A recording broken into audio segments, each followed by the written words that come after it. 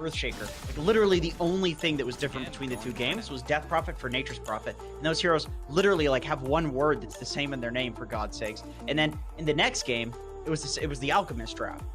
Or the next series, it was the Alchemist draft in both of the games. So I feel like there's an argument that whenever you're picking like a really solid strat like this, and if Quincy Crew's just doing like their normal bullshit instead of, you know, dealing with this, like, okay, now you're playing an out game, now you're playing a Medusa game.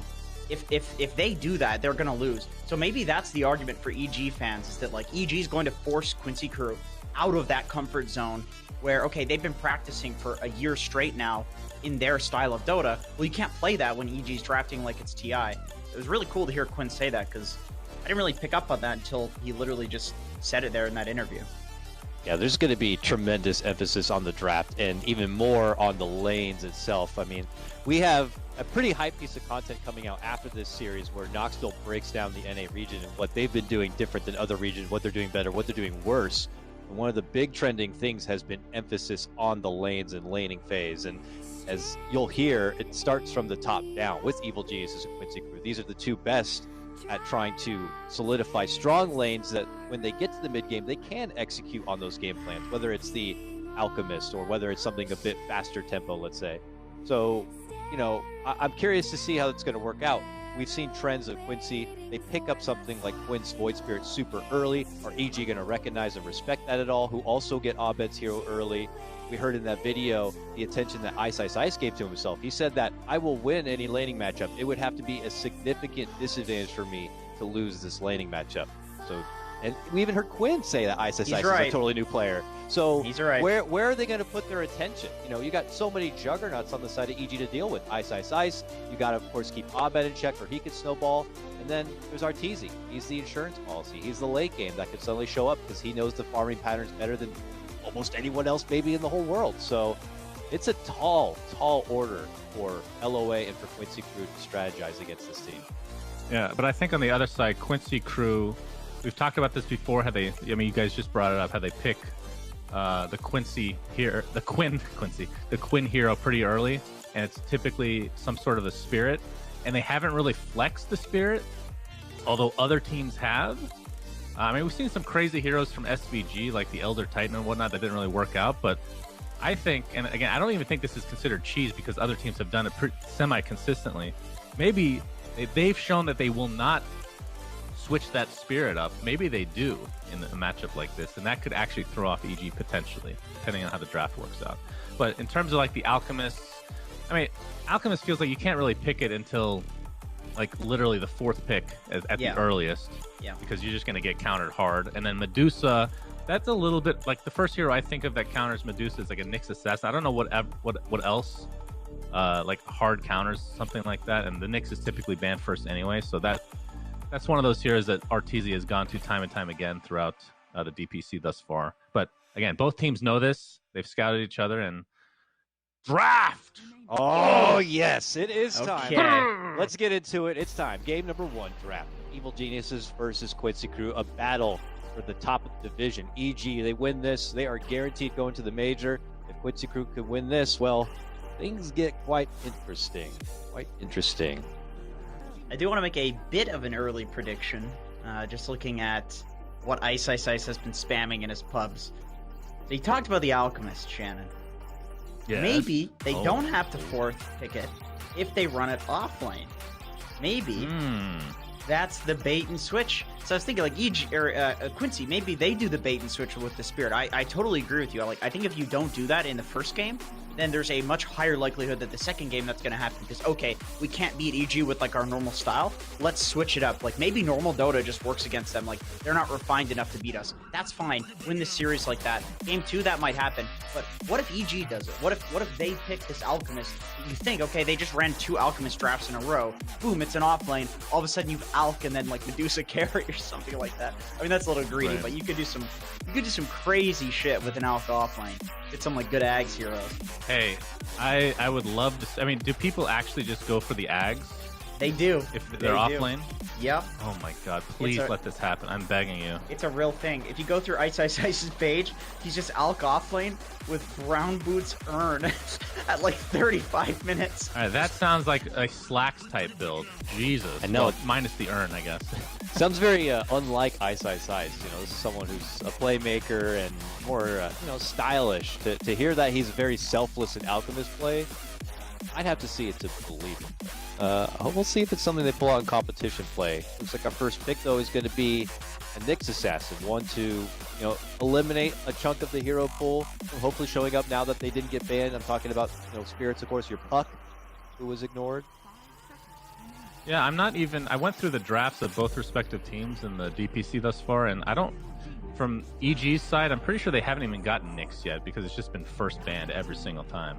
So interested to see that an immediate Puck counter as the Void Spirit. So this is where the flex potentially could come in, right? Because this, historically speaking, is going to be a Quinn hero. Have we seen Leslau play it at all? I don't think so. Not in the DPC yet.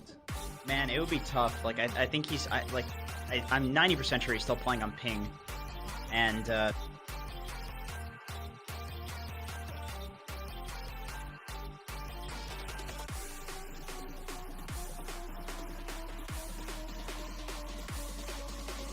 argument...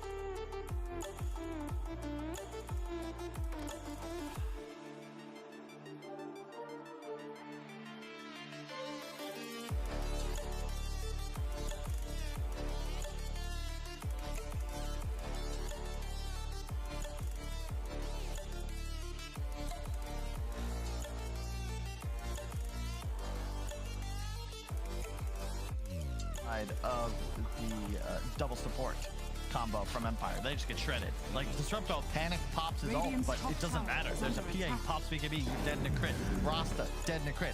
The 1 BKB duration cancels both enemies.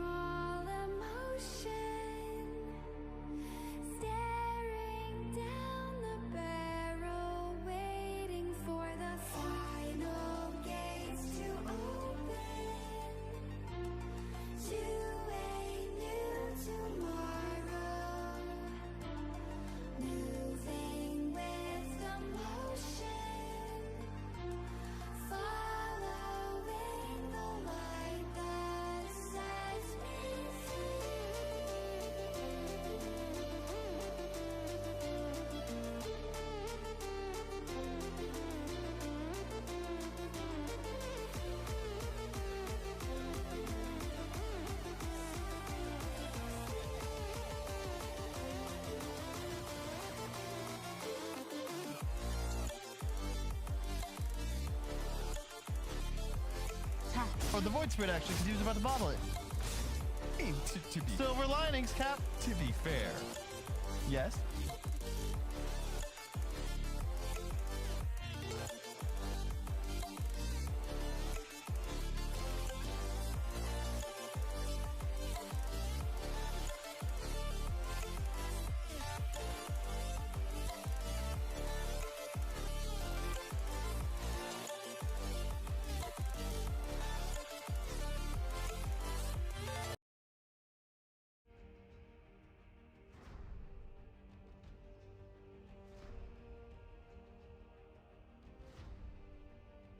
Evil geniuses turn to pick.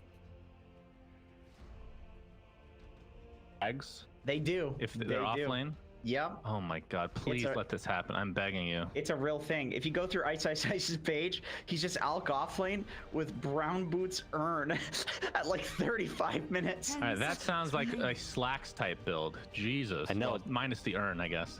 Sounds very unlike iceiceice. You know, someone who's a playmaker and more, you know, stylish. To hear that he's very selfless in alchemist play, I'd have to see it to believe it. But we'll see if it's something they pull out in competition play. Looks like our first pick though is going to be a Nyx assassin, one to, you know, eliminate a chunk of the hero 10 pool seconds from hopefully remaining. showing up now that they didn't get banned. I'm talking about, you know, spirits, of course, your Puck, who was 5 ignored. seconds remaining.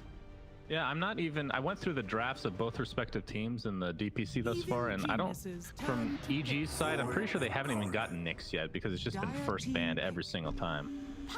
So interested to see that an immediate Puck counter as the Void Spirit. So this is where the flex potentially could come in, right? Because this, historically speaking, is going to be a Quinn hero. Have we seen Leslau play it at all? I don't think so. Not in the DPC I don't think so. yet. 10 seconds Man, it would be remaining. tough. Like I think he's I'm 90% sure he's still playing on ping, 5 seconds and remaining. so yeah, it would be really tough to play this hero in the off lane on such high Evil ping. Geniuses turn to Like Brazil ping's worse than Europe ping. Oh, Beastmaster, okay. So that's a hero that will typically, we've seen consistently banned in like that second phase, so getting it out early here. Yeah, Enchantress was banned, so you don't have to worry about that. And it opens up 10 this seconds potential summon remaining. strat to begin rolling out a bit. So I'm curious if EG Yep. are going to find a 5 way to seconds remaining. pick up some early deflection. I mean, even Coddle being banned is another great anti-push, Dire anti-summon. team So back. we'll see Yeah, what they get. these first phase bans are like super targeted. Like this, any team that plays really well around like a Coddle or Enchantress as a 5, like these heroes just do way too much from the 5 position. You know, Enchantress pushes towers as well as just like dumpsters the lane. Coddle literally lets you make like twice the amount of moves, which 10 obviously isn't seconds fair. remaining. Batrider, of course, that's the Abed hero, or that's well, 5 everybody's spamming that seconds hero. remaining. This Batrider hero, you can play it mid, you can play it off lane. Turn to Death ban. Prophet's been highly contested, especially in other regions, which I would assume these teams are like looking a lot at the other regions because they're the best teams in NA.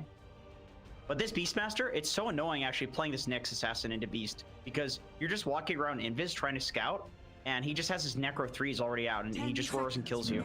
It's one of the hardest heroes to play into. And with the cooldown reduction on Necro in the last patch, like everybody's just spamming Necro off cooldown. They're not even just using it for roar. They're just using Necros to farm. So like it's just it's like a gem, essentially. When you pick Beastmaster this early, does it force the other team to get rid of Lycan, or is that not really? I mean, we've seen Lycan Beastmaster like win every game that it's been picked, which is rare, right? Yeah. Pretty hard to stop. I feel like they have enough wave clear for it to matter, I guess. Not so far. Like the Puck and Nyx are nowhere near enough. These heroes do nothing to these like summons, honestly. Almost nothing. Puck has to have like an insane game. You need some like scaling clear, you know, something that like a Juggernaut with the Ag Shard, something like that. But yeah, I don't know. At this level, it's like it's hard to say, right? Because maybe these teams think that like we've seen mostly these like Div 2 teams lose to like the Beast Lycan strats. So maybe it's just really hard to deal with, but with like more of a you know, more of like an organized team, maybe you actually can deal with the summons by like counter pushing better or whatever. They'll probably fill the holes elsewhere. Maybe get something like Underlord for the off lane. They ban the Rubik. Maybe they'll get like an Earthshaker to help combat a big summon push or something. At least have a strong defensive high ground to kind of fall back on. But yeah, I would agree. It's something to be wary of, whether you ban the Lycan or just pick something to prepare for the potential of it. I'd say it's something you don't want to sleep on. One difference I saw in terms of the picks so far, I mean, obviously Arteezy and YawaR can play a lot of heroes, but based on what they've played so far, aside from Morphling, which I think was just one game, Arteezy is basically only played melee heroes, where YawaR has like, it's basically split. Plays a lot of one of the carries that plays a lot of ranged heroes, which I find interesting. Not sure if that's like a purposeful thing in the drafts for Quincy crew, but like a Drow with a Beastmaster, eventually if you can get it, and it looks like an okay Drow game, it could be pretty damn powerful. That's true. Destroying buildings. Yeah, Drow is like, sometimes there's just free Drow games where like the enemy team has some troll, and like literally all you do is just kite the guy through his ult, and like their whole win condition is gone. And or some heroes that like fight around cooldowns, and then all of a sudden you have this like push strat and you just start like fighting nonstop, and the game ends at like 15 minutes. Sometimes like, yeah, Drow could be like a bad hero, and it's sometimes like still extremely good. All right, early carry bans coming out from Quincy. The respect on the PA is definitely an intriguing one. Kind of wonder if that means they're trying to go something like a troll or some sort of heavy late game fighter that doesn't like to deal with the, you know, heavy brash strike of a PA typically. And remember, Medusa and Alk are still in the game. I would say Medusa very unlikely for Quincy crew, considering there's a Nyx. I mean, do you think the same thing, guys? That because a lot of my mentality is very old school in terms of counters. Like I just think of the mana burn, it just absolutely destroys Medusa to the point that you have to just build like differently on her. Like you have to get BKB and just like items that don't give you potential like these huge stats like Scotty, because you just get absolutely destroyed by mana burn. Or is that not as much of a thing anymore, would you say? Doesn't feel like as free farming for a while. It's like, you know, you need to have some solutions to Medusa, so like it does let you have the option to kill her, but if she's having a good game, it's still, it doesn't feel like as much as it used to be. You know, I feel like this Mystic Snake has been buffed enough that like even the Ag Shard, have you seen the Ag Shard of Medusa? It's like legitimately really good. If you get mana burn, you just send a snake back at the Nyx and it takes his mana from him, so like it doesn't do anything. Of course, he could Carapace it, but you still get his mana. It doesn't take the mana from him technically, right? It creates it out of nowhere. Isn't that creates it out of nowhere? Yeah, it creates it out of nowhere. One of the greatest quality of life changes in Dota history, by the way. Very underrated. Most annoying spell for quite a while. Yeah, mana burn is not a cool concept for an ability. Anyway, look at these bans. EG has their 2 supports. Quincy crew still, I mean, based on what their drafts have been like thus far, still need a position 5 or 4, depending on what this Witch Doctor is going to be. I assume it's a 5. Probably a 5, yeah. So they first phase this Beastmaster, they already banned the Enchantress, so you can't steal the boar. And then they actually banned the Chen, which would be another boar solution. And then they pick the Witch Doctor, which takes that away from the potential boar solution. And then so EG picks Crystal Maiden, which is basically like the one other hero that's not Mirana that can actually kill the boar. Like we have every 10 single seconds. boar killer Reveal geniuses. picked or banned in Turn this to that draft. Ooh, Okay, there it is. There it is. Okay, one thing I will say, this is a really good Mirana game because in terms of the setup, we saw the obviously roar into arrow is a big one, but the Yules into Aether Remnant into arrow is also crazy good. So going to be seeing a lot of 5-second arrows this game. remaining. But do they have enough to deal with Alk? I mean, this is a very hype. It feels like a very fast-paced 5 lineup from seconds Quincy remaining. crew. So that's technically a benefit against an alchemist that just wants to sit and farm for at least a certain period of time. Actually, you said it. Like YawaR is the type of guy to play these ranged carries, and also like this. The draft that they have so far is really fast-paced, and I think a way that you can make it more fast-paced is to put the Mirana as a carry, which I've actually seen YawaR spam back when that was a very popular thing to do a couple of months back when she just got buffed with the Aghanim Shard with the crit. I think that would be actually really good if you get some Vessel Carrier in another role, maybe like Earth Spirit or MSS or something like that. Dire team back. I mean, you could go still ham. just put this Mirana as the 4 and then You can. get Drow. That's Like, true. Drow in this lineup is crazy still. Yeah, it's true. The only problem with that is like if EG can defend their towers, I think you just lose eventually to the Alchemist with Drow. He just jumps her. She feeds relentlessly like that 10 hero. seconds Like, remaining. how well do you think Mirana carries these days? Because the shard is 5 very interesting. It seconds gives you that remaining. crit after the leap and whatnot, but I forget what else was changed to make her. It feels like she drops Evil off geniuses after a while, or at turn least to she used ban. to. I haven't really seen a whole lot of position 1 in this patch. Hard to say, because like I didn't see it. Like, we didn't see enough of it to say like how does it do against like a Ricky or an Alchemist late game, Dire right? But team back. it felt pretty good. Like it feels like the damage he does with the amplification from the shard is enough to outcarry a lot of heroes in the late game. Like especially if she can get like an MKB, Daedalus, these sorts of items. Like if she can snowball, I think you could see a Mirana like tearing apart an Alchemist. She just needs a good game. That's all. 10 seconds So- remaining. This is where we're gonna find out. I mean, they're banning offlane heroes 5 seconds for iceiceice, remaining. but you talked about the possibility of having Alk as that. We're just gonna assume it's not an offlane because I don't want to get too excited quite yet. So heroes that are still in the pool for him include Tide Hunter is obviously the main one. Nature's Prophet was just taken out. Is OD actually still in the draft? It is. We saw him play 1 game on OD. There's still quite a few heroes in the pool for iceiceice. Even the god-awful Legion Commander that we hate to see that he fed on. Not his fault, of course. It's the hero, as we've established many a time. Sadly, it is a decent Legion game. There's a lot of stuff that you can purge, and I know you hate the fact that I'm saying that.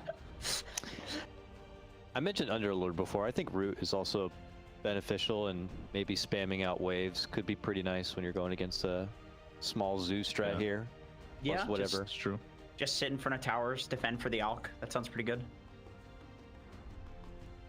What else? And then I mean, is Quincy Crew's last pick? I mean, again, the beauty of the draft is if you're right in the fact that iceiceice has been spamming Alchemist, then if you're Quincy Crew, you don't really know for sure what position the Alchemist is. And on the other side, you don't know what position Mirana is either, right? Yeah. So both teams kind of keeping things close to the vest as of yet. Yeah, they know there's like potential Turn to pick. like cheese switcheroos that could happen here. They banned the OD. So offlane OD was something Quincy Crew did not want to risk. But still plenty of options if it is an iceiceice hero that they're fifth picking.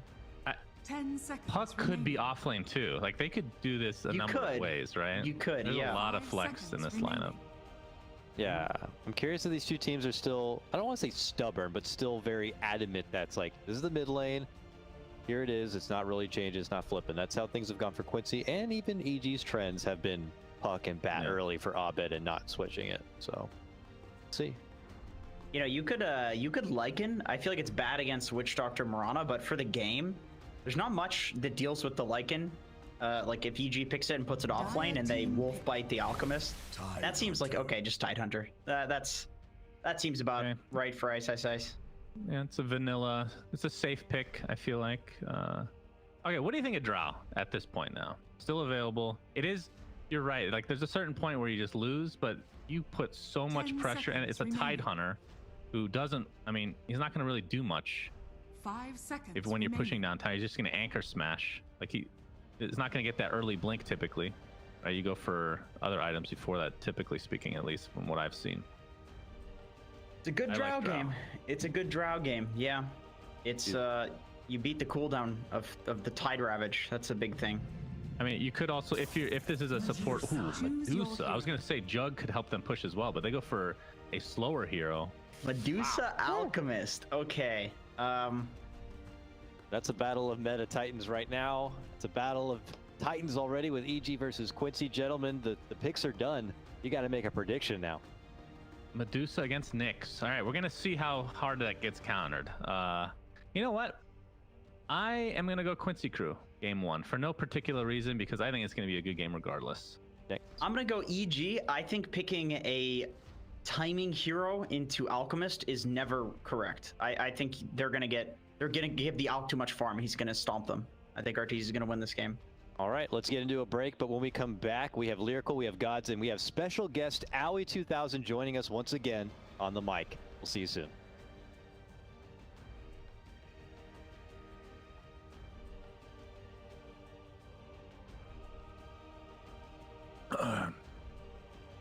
I think you is there a Windows setting auto gain, Dakota? I don't know. I will sounds like look it's into doing. it. Oh, okay.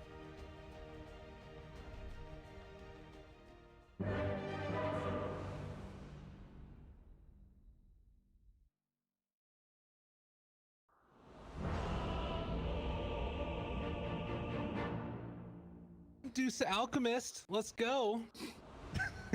Oh yeah.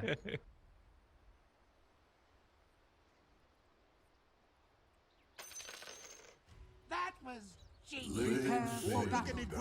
Someone called the doctor? Talk about overreacting. You have learned nothing. How did this happen? You knew I Nice. Hello, hello, ladies and gentlemen, and everybody that are Dota fans. We've got a great one for you today. It's the game we've all been waiting for. I'm joined by some fabulous guests as well. We got Parker, Gods, as well as YawaR here to do the broadcast. Gentlemen, how you feeling about the game? Did you guys particularly like the draft? Either of you have a particularly strong response to it? You know, I'm excited for the game itself. I'm happy we get this kind of carry battle, the Alk versus Dusa. You know, we've seen some slow-paced games with these heroes, but very strategic games. So I'm looking forward to it. And Owie, you feeling the love? Do you love Dusa? Yeah, I sort of like how Quincy Crew are approaching Alchemist. I think a lot of the time you see Alchemist in pubs, and people say like, oh, you need to like all in, pick like some. I don't know what's the most aggressive carry there is, and just like go all keep running at him. But it's a very hard style to pull off versus a team like EG. If you don't have the scale to match Alchemist, you're on a timer. Because Alchemist is like, this hero's insane in the mid-late game, and he's not like, if you run around after him and you're both only farming one neutral camp, he's still getting more gold than you. You have to like be able to steal his camps and prevent him from farming. And a hero like Dusa is actually surprisingly good like that. Like if they get on lanes well, Dusa's gonna farm aggressively, but they're actually doing something pretty smart in EG, right? They pick this Tidehunter because they see the Beastmaster, and they're gonna limit like the strength of the cores by going aggro tri-lane. Sorry, the strength of the supports by going aggro tri-lane. If the supports are low level because they're dealing with the aggro and sharing EXP, they're not going to be able to pressure Elk on the map. Yeah, this feels like an EG special. They run this like aggro tri-lane, this Arteezy playing in the offlane more than anyone else, and they're going to force Mirana already to kind of TP up and go for a full tri-lane versus tri-lane. Well, and this sets us up for some really interesting things in the mid game as well.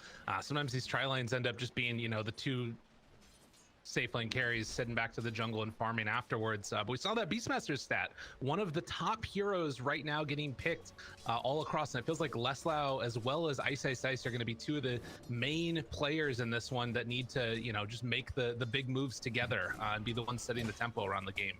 I like at top, both Crit and MSS, they both bloody block the big camp. I think both sides not wanting it to spawn. I'm not sure who it actually benefits more. EG have the side pull, MSS has the arrow to clear the creep, but seems like both wanted to block it. Go on top.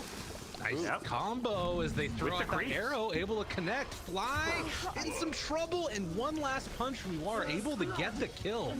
Despite it being a little bit down in CS, very deadly tri-lane up here for Quincy Crew. That was a really nice side set from YawaR. He has like the presence minder going on to CM, she's arrowed, but he's attack animation canceling, so he can get just out of the Crystal Nova range. If he gets hit by that Nova, they don't get the kill. Just flies the Solve there to live. It's a pretty big difference maker.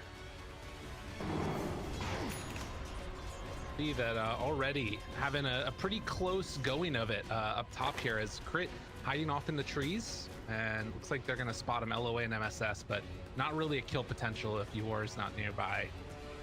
Abed's doing really well in mid so far, by the way. 11-2 to the 5-2 of Quinn. Gets another deny, and yeah, Quinn's having a bit of a rough time early on. He's trying to rush the bottle, which is partly why he's having a bit of a struggle in this lane. Abed actually already has his completed though, so definitely. I mean, I think everybody's been talking up Quinn and how good he's been out of the mid this entire season. Abed's showing obviously no slouch either. This dude is really freaking good at Dota as well. I think the interesting lane this game is going to be bottom, because this has always traditionally been like a Tidehunter counter pick, but you're facing like, it's even worse because you're facing iceiceice and you're on ping. Like that sounds really rough. Oh, they're going on top. Constructor goes down. Played. Be able to find themselves a little kill here as well. Yeah, so do you think that it's mainly going to be like sort of how does Leslau manage to find farm in this lane, or you think it's like that he's how do you play this if you're him? I think you're screwed at this point, to be honest. Like you're on ping in your off lane versus Tidehunter who got to double wave you. Like it's a really hard matchup. Like EG are actually just stomping these lanes. You also got that first blood, but this lane decision by EG was really good, because if you just put a Tidehunter versus Dusa, like this is really good versus Tide and lane, because you just you keep nuking him down with your Mystic Snake for free, and you just keep pushing the lane into him. But right now, like I think there's a beyond free farm Tidehunter. Oh my god. Solo kill mid lane. Dude, Wonka. This game started off by Quinn and Arteezy tipping each other, and Abed has just sort of come in and like started wrecking here mid, looking really good on this puck. Yeah. And 4-minute runes coming up. Quincy kind of have their supports ditch the top lane for now. Crit is trying to secure it for Abed, but luckily MSS able to snag the invis rune. Otherwise, this mid lane would have been a disaster if Abed got the bottle refill. Yeah, it's a good clutch by MSS there. I think, man, this game's not looking the greatest for Quincy crew right now. I think they're gonna have to rely on when Quinn hits 6, he needs to like TP to the tri lane and kill them, and hope that Abed does have resources for a good counter gank. Mid though. Yeah, can he get the return kill? This would be good. Yeah, I mean, he thought about going all in for that one. Ends up expending a good amount of resources here. And Abed is just going to have the salve brought back out. Tries to regen up, and we'll see if he can get the bounty rune afterwards, I guess. That's a really nice salve by Abed, because he killed Quinn, right? And the response of a lot of players is to buy like some small items and be greedy. But instead, Abed, he brings the salve, knowing that he killed him and Void Spirit's gonna be up on resources. He doesn't want to lose in a bounty rune fight. Oh, and he orbed aggressively to go steal this bounty. That is really good. Holy moly, that's so good. And that means 4, or is that just 3? 3 of them going the way of EG. You guys can imagine, like, if he had to walk back to base there, Void Spirit's gonna have bounty rune control, and then he's gonna have to spend a TP to mid, and then Void Spirit's gonna hit 6, and he's gonna TP top and kill him, and Puck will have no TP. But instead, like, there's no play option for Quinn now. It's just and like, Quinn had no way to refill his bottle, yeah. Exactly, yeah. Now Quinn's down to resources. He's going for a play mid. It's here though. It just feels like a slow and steady lead. Good arrow there, able to connect onto Crit, and that might keep alive and maybe even set up a counter goal. Although no, Quinn went in aggressively. Abed not able to find the follow-up there onto Void Spirit. Things getting really testy as 5 heroes are mid. And this next rune's gonna be very game-changing. Both the mids have no resources. Abed's not even going for it. He realizes he has no supports to help secure it, so it looks like Quinn's gonna get it for free. Yeah, both top and bottom room being secured for Quincy, so nice play from them.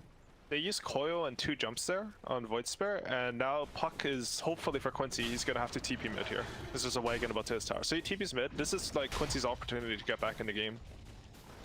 They do have a bit better farm on Medusa over the last couple of minutes. We can see that she's been able to catch up to the Alchemist. Again, it's against an Alchemist. But as you said, that big problem is the lane down bottom. And you can see iceiceice, his 100th game of Tidehunter. And he is absolutely owning it. 41 and 14 on the CS here, just 6.5 minutes. He said in the interview, you know, he's going to win his lane if he has a even slightly even matchup. This is not an even one, and he is crushing it. Going for a kill with a Ravage down bottom. Crit's there to follow it up with an Impale. That'll kill off Leslau. All right, really good stuff here across the board for Evil Geniuses. They're going to try and find a follow-up here. Arteezy does a little shuffle step, able to back away, and they can't get anything as mid. Drop the silence, drop the coil. They're on Quinn yet again. Tries to live through this one. Do they have any more nukes? They actually don't. Able to live with that Resonant Pulse, and now Abed quite able to get the finish off there onto Quinn. Jex up there to the north and will not be able to find him. It looks like. He's still looking. Yeah. He's scanning, he's jaunting in, but yeah, Quinn's back to base. I think these raindrops have been pretty MVP in the mid lane. Like, both mid laners are surviving just off this one item. Quinn's even buying a second raindrop. Yeah, I bet you went through like 4 charges in that one mid clash earlier, and yeah, had one there. So, like sort of more macro looking at this game, how much does it matter that EG are coming out ahead, like in the lanes? It's not an absolutely huge margin like we've seen in some of them, but it's definitely a win. I think it's I mean, lanes are always important, but I think it's specifically a big deal when you have this Alchemist lineup. Yeah. The thing about like trying to push aggressively into Alchemist is that if they have a hero that can just sit in front of your entire team and wall off like that area with the map for him to farm, like Tidehunter, and he's having a good game, like you can't run through to him. I said like you don't have to like all in run at the Alchemist, but you do still need to put some map pressure, right? Okay. Like ideally it's just not like, oh, if we mess up one time in our pressure, we're gonna lose the game. And I don't see him moving past this Tidehunter to farm EG's camps right now.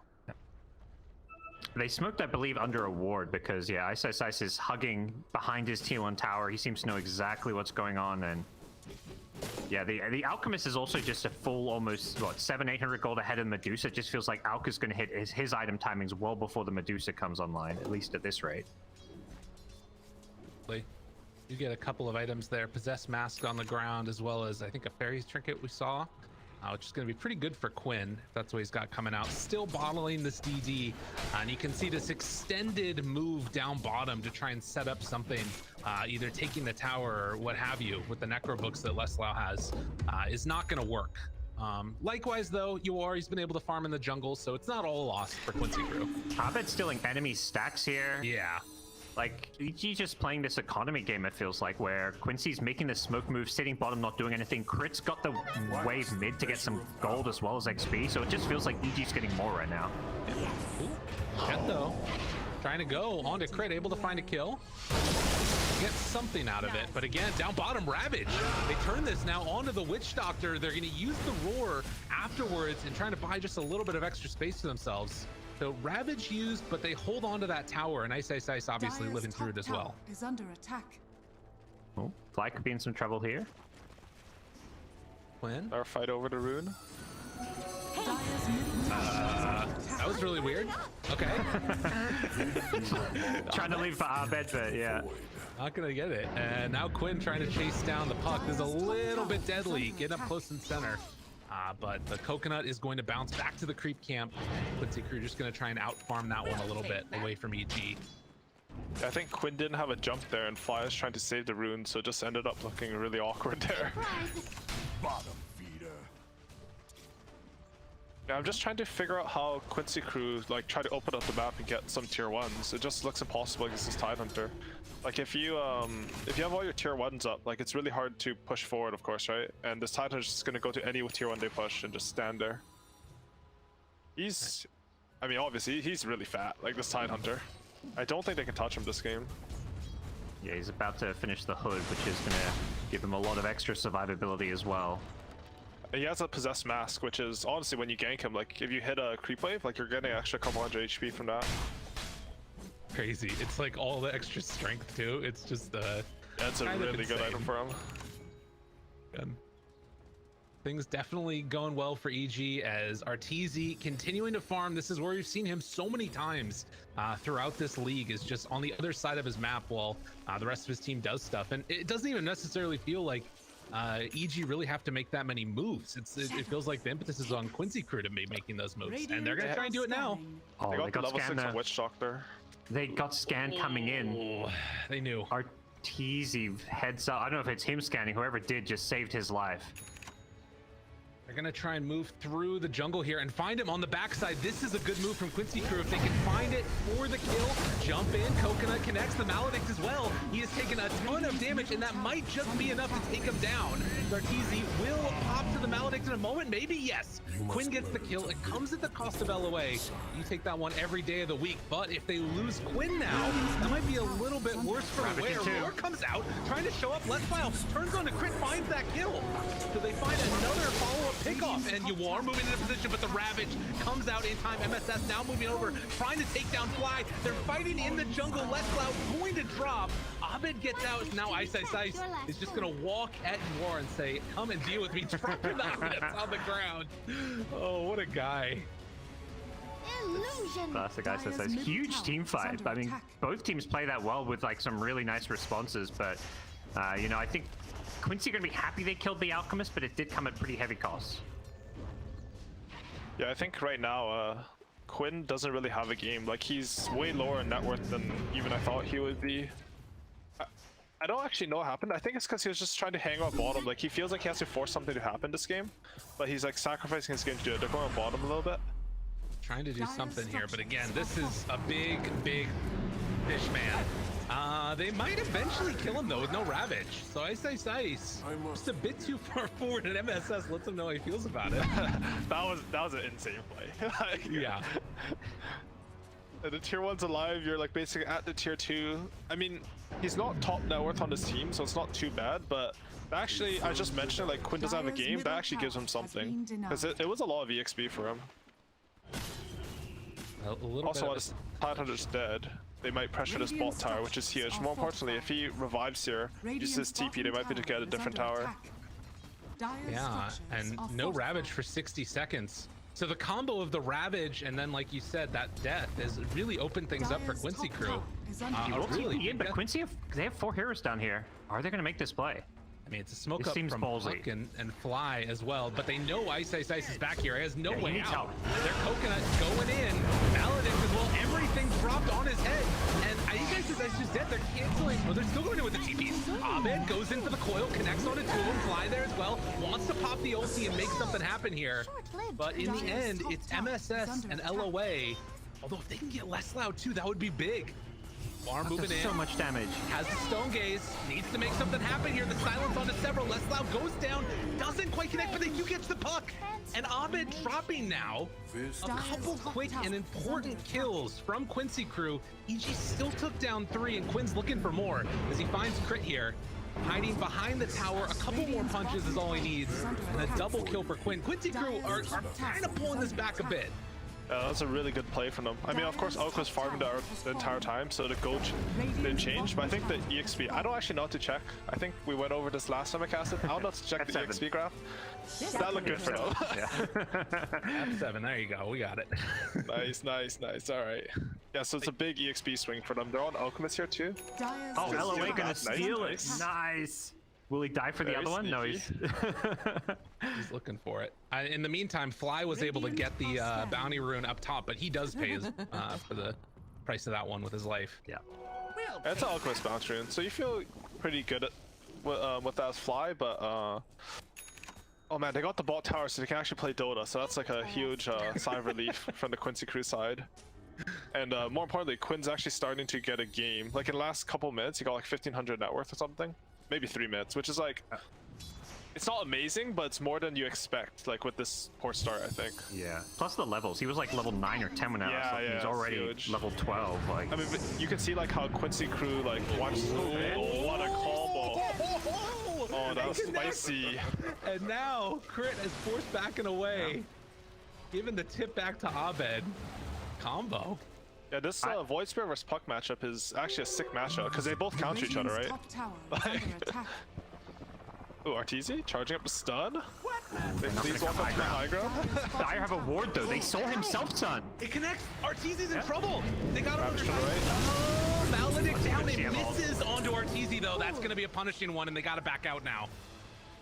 Everybody tries to retreat. Quinn went a bit too far. In the meantime, they did get that tower. And it looks like they're likely going to lose LOA. Leslau should have a free path out of there. But yeah, they take down that Witch Doctor. It's a very nice Chad play by Arteezy there. He knows that like he has SMY Battle Fury at like 16 minutes. Even if you max arrow stun him with like all the stuns of Quincy crew, he's not going to die there. He's Ravage behind him. Very nice map control play. They're setting up on him again though. Up top, Roar comes out, arrow afterwards, and well, SNY is nice, but when you don't have chemical range, a little bit. Alright, you need the chemical range and the Ravage behind you. Those are the conditions, you know. Yeah, I think the Ravage is the big one. When iceiceice is there, they have no. It basically, stunning all of the Beastmaster summons and all the right-click damage. It just changes everything. Yeah, even just like one Crystal Nova with his Auton, he can't die. But like if you're alone like that, that's a little rough. That was a. I mean, Arteezy sometimes has those deaths, but it's still pretty out of character for him. And yeah, no, that's huge for Quincy crew for sure. Sideline as Crit goes Vendetta, now trying to chase down Quinn, but they don't have a sentry ward around. They have one over to the side now. He's about to run into it. Ooh. He's just on the edge of it. Oh, Crit's so good. Oh my god. Oh, they see the Alchemist channeling stun. Now that's still going to be a dead LOA, but Quinn should be able to make his way out of here. Ooh, triple range creep for Alchemist. Feels good, man. Nice. Going this same like outfield that we've been seeing, the SMY, well, Battle Fury, SMY, Heart, and AC. It feels like once Out gets these 4 items, you kind of reach this kind of unkillable status. The Quincy could have some really good wards up though, I gotta say. There's some nice vision right now. I think once Witch Doctor gets up, he's gonna TP someone and smoke them. They have his OT up, and they want to use this. Oh, he almost has Orca Voice Spirit, so they're gonna get that, and then they're gonna go, I think. You can see there the Puck Void Spirit matchup 31-30, so clearly it's going to be 31 each after this game. Hey. If we want to keep that balance. Who's leading right now? Good question. I missed it. It looks like Void Spirit is. Knoxville's yelling at us in Discord, so shout out to him, keeping us honest. Okay, smoker from EG here. They have Blink Dagger on the Tide Hunter. They're looking for this Dusa. I think SCG might tank the smoke. He's walking a really nice path. Can they hit? Oh, hello? That's fine. Perfectly happy with that. And they even got most of the Ancients on their way out as well. Nice little move there, but EG, 5,000 gold lead. You know, Medusa's been able to keep up fairly well, but I think it's what you're mentioning, what you mentioned earlier about like this sort of discrepancy between Quinn and Puck and how much Abed has this game.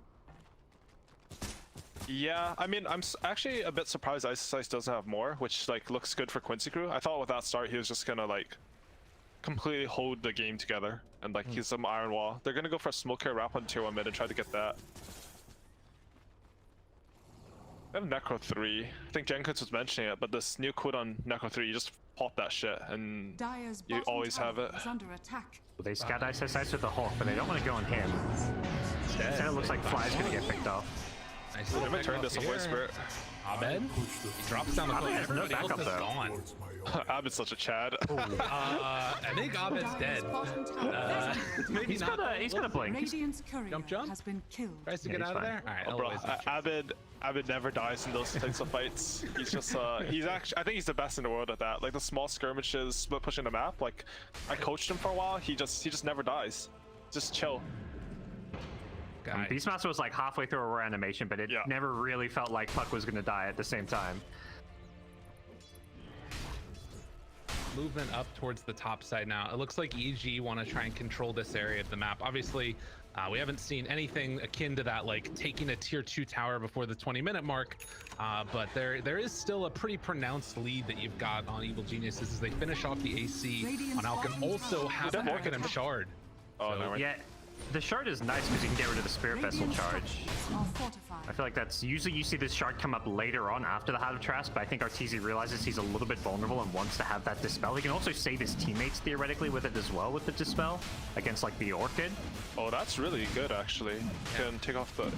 Do you know how, is it instant or is it like how fast is the potion? I think it's the same speed as the Unstable Concoction. Yeah, that makes sense. I've only seen Alks use it on themselves. Yeah, when I bought it, I only cast on myself because it gives me attack speed. iceiceice mid. It's Be careful. Ravage is down. Ooh, like careful though. And now the turnaround with the Ravage. Oh, it would have been huge if they could have killed iceiceice, but it didn't work out. Now popping the Stone Gaze and trying to back out of there. Still got their eyes on ice. Down comes from those Necro Books, taunted and killed. 1 for 1, at least for now. Ooh, they're gonna turn with Arteezy here. Okay, and silence there. Onto 1 from that Orchid. Throws the potion. Gonna keep Fly alive. And it looks like that might be the end of the engagement unless they decide to go for more on EG.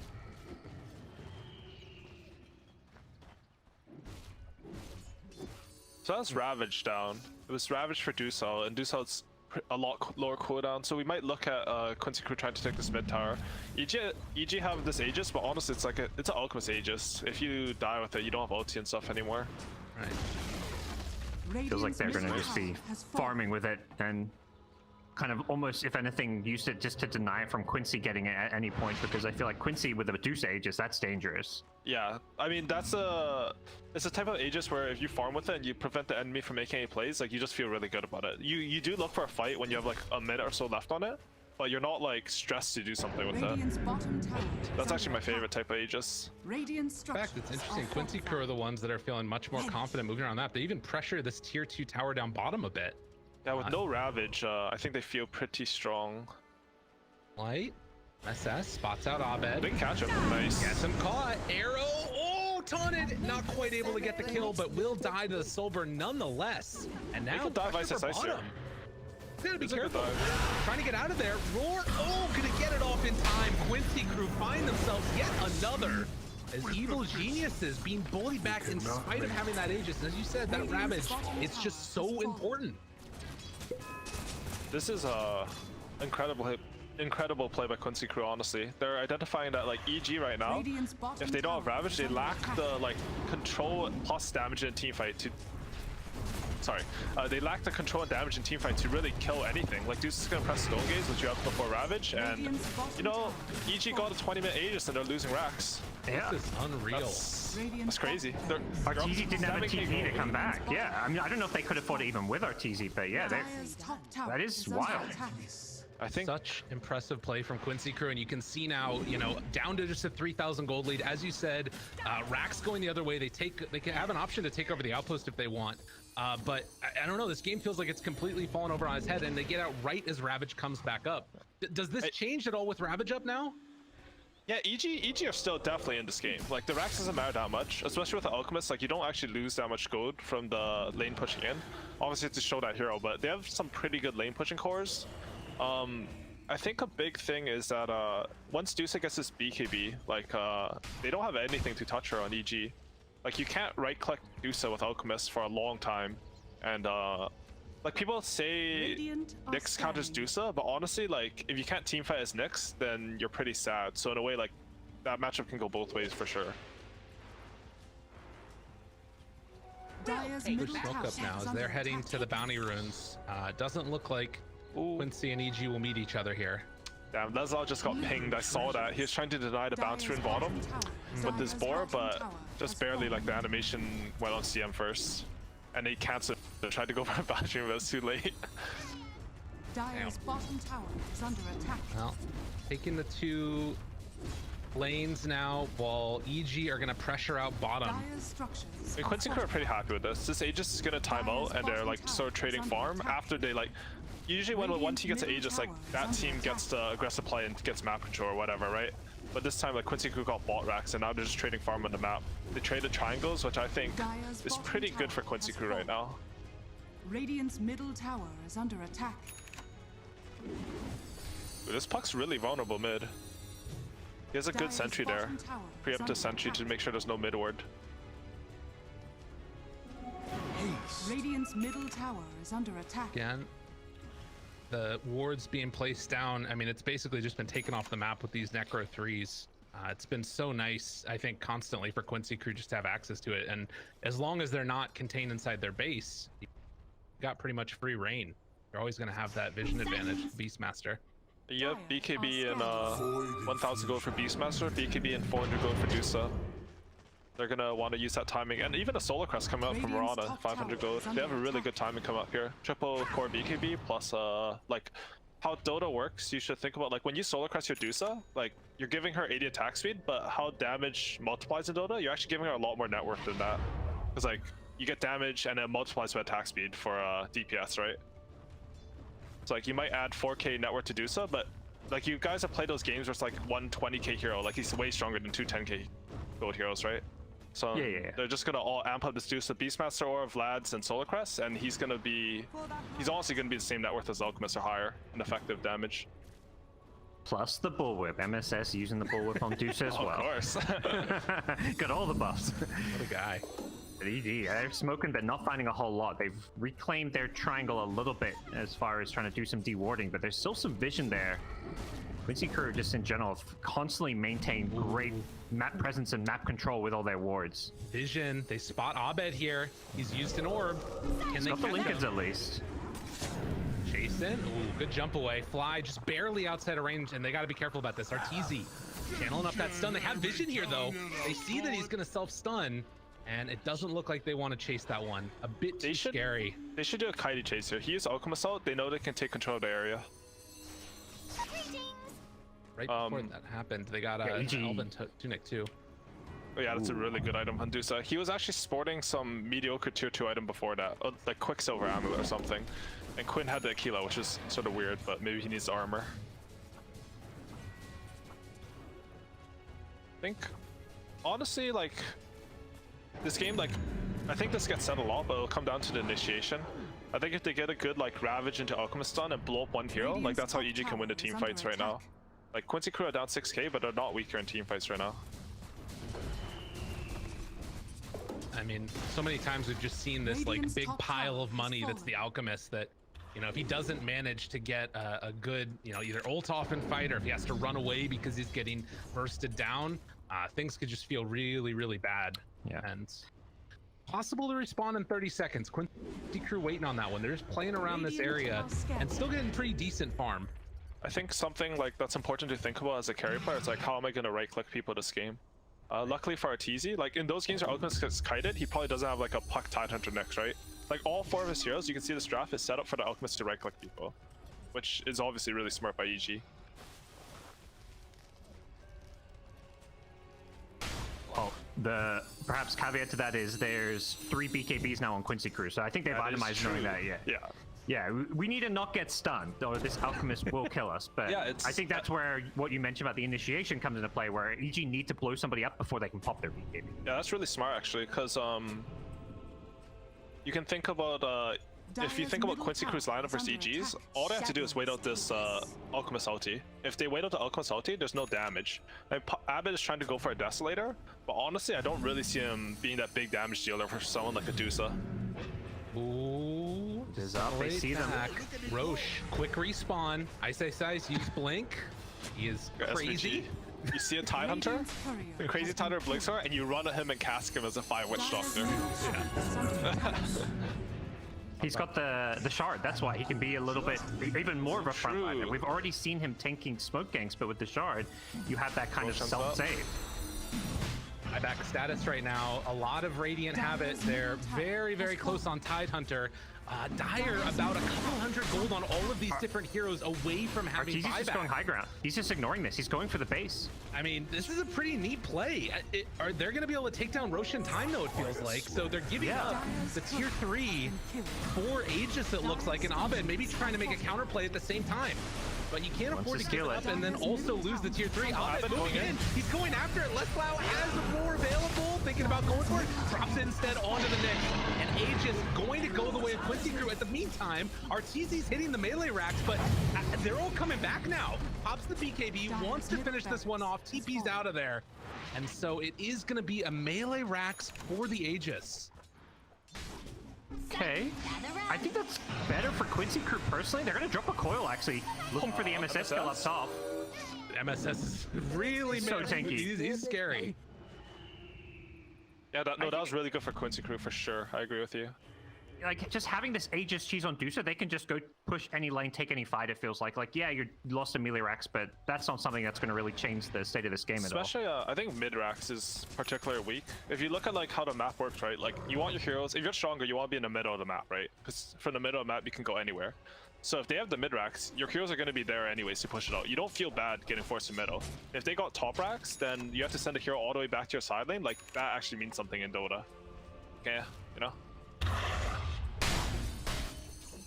7,000 gold lead still in the favor of Evil Geniuses, but this game, I'm not really sure how to rate it right now. Like, is there a lead that you kind of get to with EG where he starts like giving out? I mean, he's got a rapier queued up. I guess that sort of tells us where EG feel like this game is going. Yeah, I'm not sure there's any ags. I mean, the puck ags is very good against these BKBs, but oh, okay. That's why he's not getting eggs. Okay, because I was actually thinking he saw like 3 core BKBs not getting eggs on puck. Felt a bit weird, but you can always get them Alchemist later. So I do think Arteezy should probably give him the eggs at some point. Maybe feeling like the rapier comes first, but here we go. Yeah, maybe. They are knocking damage. Ice, big blink ravage available right here, but they're in the Moonlight Shadow. Oh, they have Seems vision now. They got vision now. Jumps in, ravage pop, BKBs immediately. Did not do what they wanted it to. And now self-stun onto Arteezy. He's under control. Axes go out. Still, they're just ignoring him for the moment. Running in with everybody else, trying to take down iceiceice in the CM. Ice tries to TP out. Not gonna happen. They just can't get out. That really hurts. And you can see why might die. Immediately, Abed tries to cut the wave, but they need to go back to base. They got people inside. The chase down continues to come. There are BKBs wearing off now, though, and Arteezy jumps, finds the kill onto one. And now looking for a bit more. Comes out afterwards. Roar drops down, trying to get the kill onto the Alchemist. The right click coming through. They kill him off. Forces out that buyback fly with the big ulti. Will it be enough? They take down Quinn.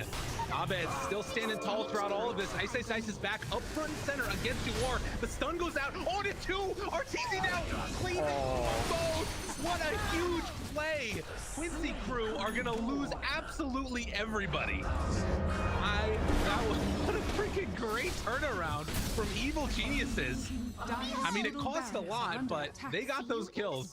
3 buybacks from EG, but most likely they can force some on the Quincy crew side here at least. I think that's got to be your goal, is to try and force those buybacks, but it's very risky to do so because if you die without buyback, you may just lose the game. That was an amazing team fight. At first from Quincy crew, that was really good, right? Like you saw the quick reflexes against that Ravage. I think there's a blink Ravage from Fog and he hit no one. Oh, mid lane? Yeah, they're going in on it. But... He has his invulnerability shard. Like these buybacks are worth it. Like the buyback means less, I think, on EG than Quincy crew because they're just generating more gold. They have the Death on puck. They're gonna take racks here. They have what, 15 seconds left on most of these heroes. Question is, can they really hold without the Medusa? It feels pretty unlikely. And God, in the amount of time they're trying to hold these buybacks desperately, but as you said, they take a second set of racks because of it. I mean, how much does that matter, do you guys think? I mean, I feel like personally the game's kind of in that same state as before, where it's just going to come down to the next big team fight. Like, who gets the better initiation, who secures themselves Aegis as well as cheese. It's going to be Roche number 3, so you're looking at potential Refresher shard or an Ag shard for someone like Puck. This third Roshan is going to be kind of dictate who has the advantage. Yeah, for sure the third Roshan's going to decide this game. I think that fight was actually bigger than it looks for EG. I mean, obviously they got a rack, they got all that gold, but most importantly, they got the EXP swing back in their advantage. With the 4 bounce runes, that was way more gold than I thought, honestly, during that fight. Because they used 3 buybacks for that, and they're still coming out like plus 7k on that fight. But just having these levels is huge. Like iceiceice gets to get Kraken Shell damage. Like he's really tanky now. I don't think like there's no one who's gonna build Silver Edge on Quincy crew, so he's gonna be able to stand in front again. See here as well, Arteezy finishes off the rapier. YawaR deciding to go for the Daedalus instead. That's his call right now. And I mean, we've seen these games go one way or the other. If Arteezy can get on top of that Dusa, it's gonna be pretty freaking scary. G-Smoke up, they want to take the fight here. Quinn will snag an Arcane Rune. That's a very impactful rune for the next team fight if he can hold on to it. The gold, no buyback now, so they saved their buybacks but don't have the gold for buyback regardless. Right now, buyback's only on Beastmaster, Mirana for the Dire. Looking for the jump. Ravage comes out. They didn't BKB in time. They got YawaR. Down Dusa, dead. No buyback. Huge win as Quinn just tries to back away. Oh, it's devastating. Oh man, are they just gonna go in now? I mean, I don't know if they even saw that he bought out right there. They might think he still has buyback potentially. I think you probably go anyways. I mean, there's a Beastmaster Roar, so you don't have buyback Arteezy or Rapier, so I guess they're playing it safe. I mean, this is definitely the correct decision. I just want to see them go for throne. Yeah, they're gonna secure all the map control for the next Roshan here, because even if Dusa has buyout, like, you wouldn't want to buy out just to get some control of the map, right? Like, you want to buy back and turn into kills. But that pickoff pretty much secures Roshan, I think. Unfortunately, Roche is not going to be up for 90 seconds plus. But yeah, the map control, they can get their tier 4 neutral items as well. So they're going to be... It's hard for Quincy crew to deal with that now. Now that you have the damage from Rapier, like, you can see what this ladder can really do. Just locks one down, Alchemist pops them. And ideally, like, on Dusa, you'll be standing in the front, making it hard for people to hit your teammates. But if you die in 1 second like that, you can't really do that. Thing that's so interesting to me too is that this is supposed to be like the strength of Quincy Crew's lineup in a way, is getting that vision down with your Beastmaster, dewarding everything, and EG got the jump on him. Like, I feel like that's sort of a lot of why Beastmaster's been so strong, is like the late game potential to be stronger, getting those team fights going your way. Yeah, I think EG did a good job. Like, I said that this mid lane of Rax wasn't as important, but honestly, like, they proved me wrong there. They used the vision from it really well. Crew pushes in, and they can just jump to Dusa because someone has to show on it. Light, ready to go, leveler down on the ground, but the rest of Quincy Crew nearby, they have sentries in the area. And that one just outside of range, actually, but they do see the Hawk moving in. They're going to kill the Hawk with it, but they don't see that Observer Ward. And the tier 3s are being, tier 4s are being hit, so EG knows where they are. Yeah, Nyx has a gem here, so they've got the answers for the Moonlight Shadow. They're just, yeah, playing the high ground game. Behold! Arteezy, he doesn't care. He's just blinking and hitting a backdoor tower. He's fine. I mean, if Dusa shows like that, like, you're pretty free. They won't have damage to kill you without Dusa. Crit, moving in, force staff to the high ground. Fancy feet from Crit there. And LOA forced to TP to the tier 2 tower. Got the D ward though. That's you know, that's pretty important. That's pretty cute. And both teams have gems now. They know that this last fight will determine the game, so you're just putting any resources you can into just one fight. Now a flicker on Arteezy. That's going to give him a lot more survivability. The movement speed is nice too, since he's playing without boots. Gonna help his game a lot. 19,000 gold lead, but the important things to watch for: buyback status. It's coming off of cooldown right now, pretty soon here for the Radiant. Still a minute and a half. LOA, oh, right on top of him, going for the voodoo switcheroo, but on the other side, they catch the kill on a crit. Abed, oh wow, thinking about stolen gem more. Wow. Just charges in there, gets the gem. Good pickup. Oh, and the timing of that, Roche is respawning early. It's come back up already, and Quincy Crew see it. They know this. Without Nyx, that's a lot of the control that EG are going to be lacking. Yeah, so right now, Quincy Crew, they need an Aeon Disc or Aegis to play versus Ravage Alchemist combo, right? Because you can't let the Dusa die right away. So right now they're going, this is like their only win condition, I think, the game. Quick respawn sets it up for them perfectly. Courier goes down. Nyx still 30 seconds away, throwing out those arrows. Smoke behind, looking for a play here. Arteezy ready to jump in on everybody. BKB right, BKB comes from YawaR, saving his life, but Abed, he snatches the Aegis. Oh, that was so needed. Now tries to jump away. Arteezy is in a world of hurt though. Goes for the flicker out of there. Manages to escape. Fly on the other He's turning. Arteezy's back in. So much damage in the jump onto Dusa. Now in trouble. Now dead. No buyback for Dusa. And look at that Alchemist run on in. Triple kill for our fourth. Dude, that flicker was sick. Oh my god. Ultra kill. Go for more. Make my day, please. He's chasing in. Wants another. GG's already been called. Evil geniuses will not be denied. Wow, what a team fight to end the game on. YawaR was ready for it. He knew the one play EG were going to make, got the fast fingers on the BKB, but Arteezy just played that team fight so well.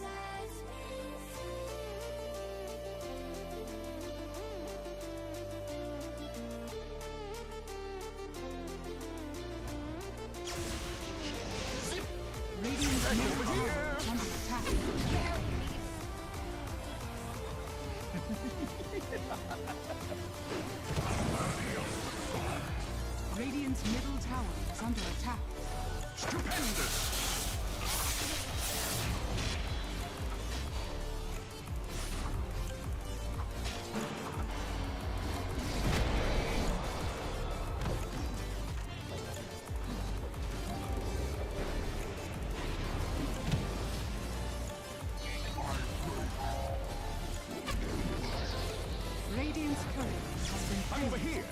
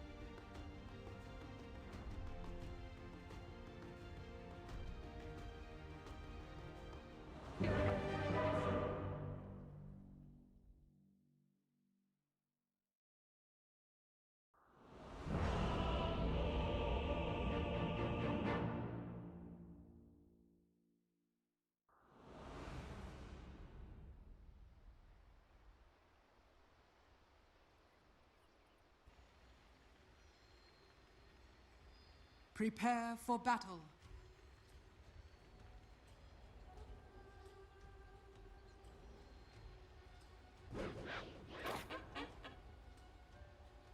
A gift from the night. Don't be mad. Hey, everybody. Looking good. Well, look at that.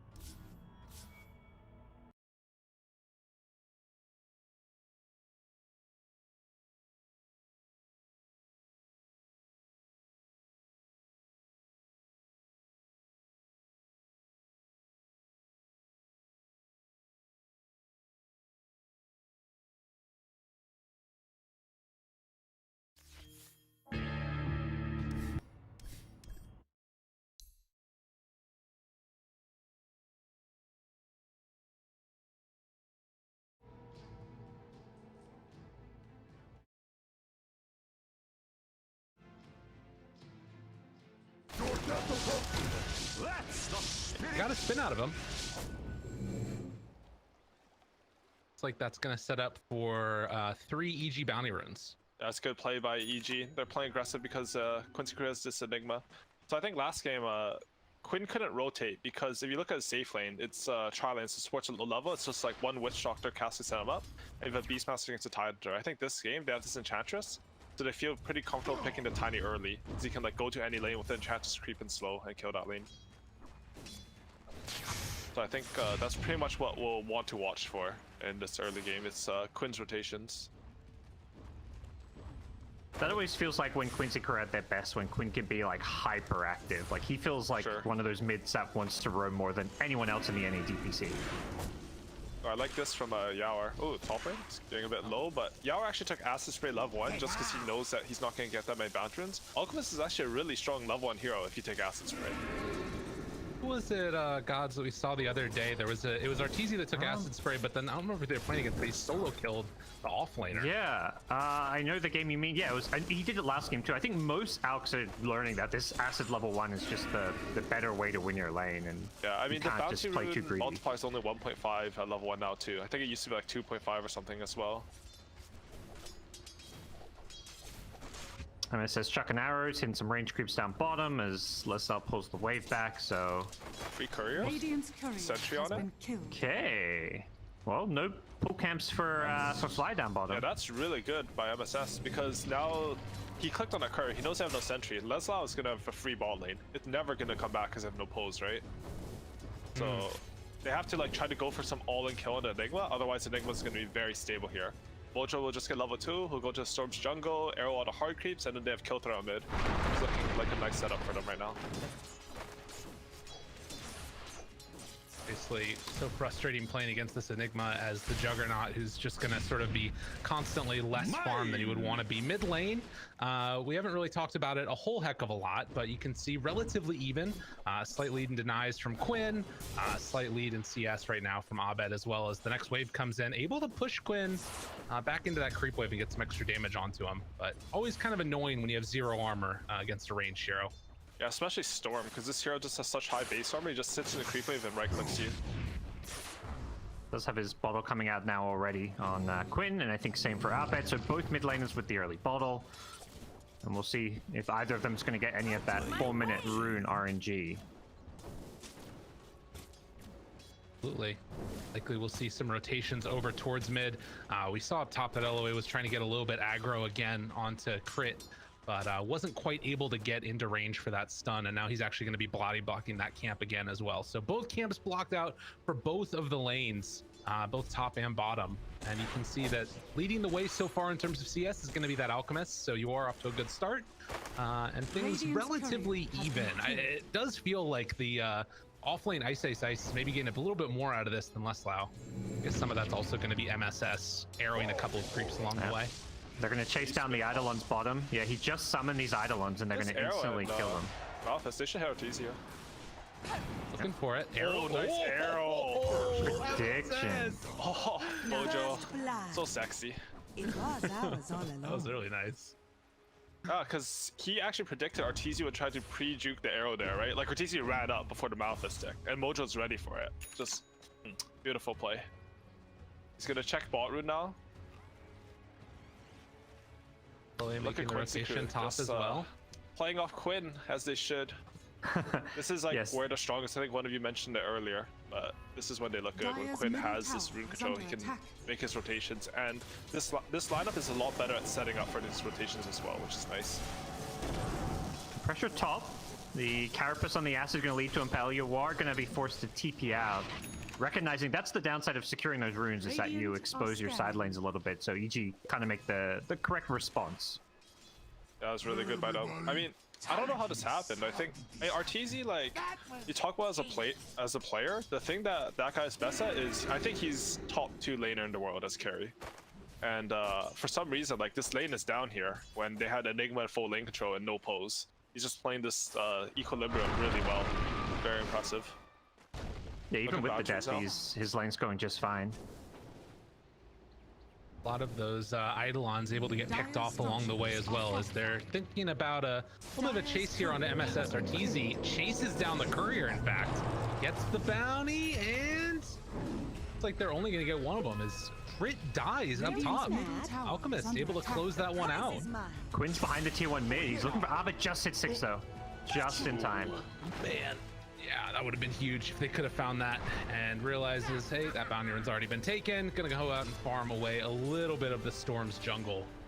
Not able to connect on that kill, but still having a much better lane than we saw last game from Quinn. Yeah, they just swag in mid. I think I would want to rotate. I'm not too sure what SVG's thinking right now, but I would want to rotate mid with the swag and pressure it. Not too sure if it's possible right now though. Jumping mid. Going Quinn, yeah. Crit holding the Impale, didn't actually end up going for it, and it looks like they recognize that Quinn's a little bit too tanky here. He's got the plus 10 armor now. Radiant's middle tower Very, is very under nice attack. indeed. And they're setting up again. Not as good of rune control. Dodges the stun. Rune is bottom anyways. And MSS throws out the arrow, takes the regen. Dire's middle But tower Quinn solo is kills under Crit attack. casually, you know, Yeah. just Like a tiny top things. lane. Yeah, they're just making aggressive plays all over the map. iceiceice is have- juking through the trees. They had all the Radiant's top wagon tower options is under there, attack. both mid and top, and even bottom. Like they're able to, like bottom lane has no pressure because there's an Enigma, and top lane they have the wagon, so they get to like think about going for these plays. Yeah. iceiceice will push him back with some aggression of his own on the edge. Gets the wagon. So at least no real pressure onto their tier 1 towers for now. Quinn's That's- couriers. Oh, Radiant's sorry. Go middle ahead. tower is Well, I was just under saying that attack. they're making this move down here again.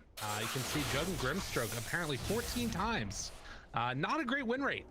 As Quinn gonna be pushed back again there. So yeah, no real chance for a go. This DP is level 6.5, and the Alchemist isn't level 5 yet. He's doing really well for himself top. It's funny you mention how good Arteezy is at laning, because I feel like that's similar with iceiceice, where his laning skill is up there with the best of them as far as Sure. offlaners go. Whenever someone talks about like who's the most annoying offlaner, they always say iceiceice. Yeah.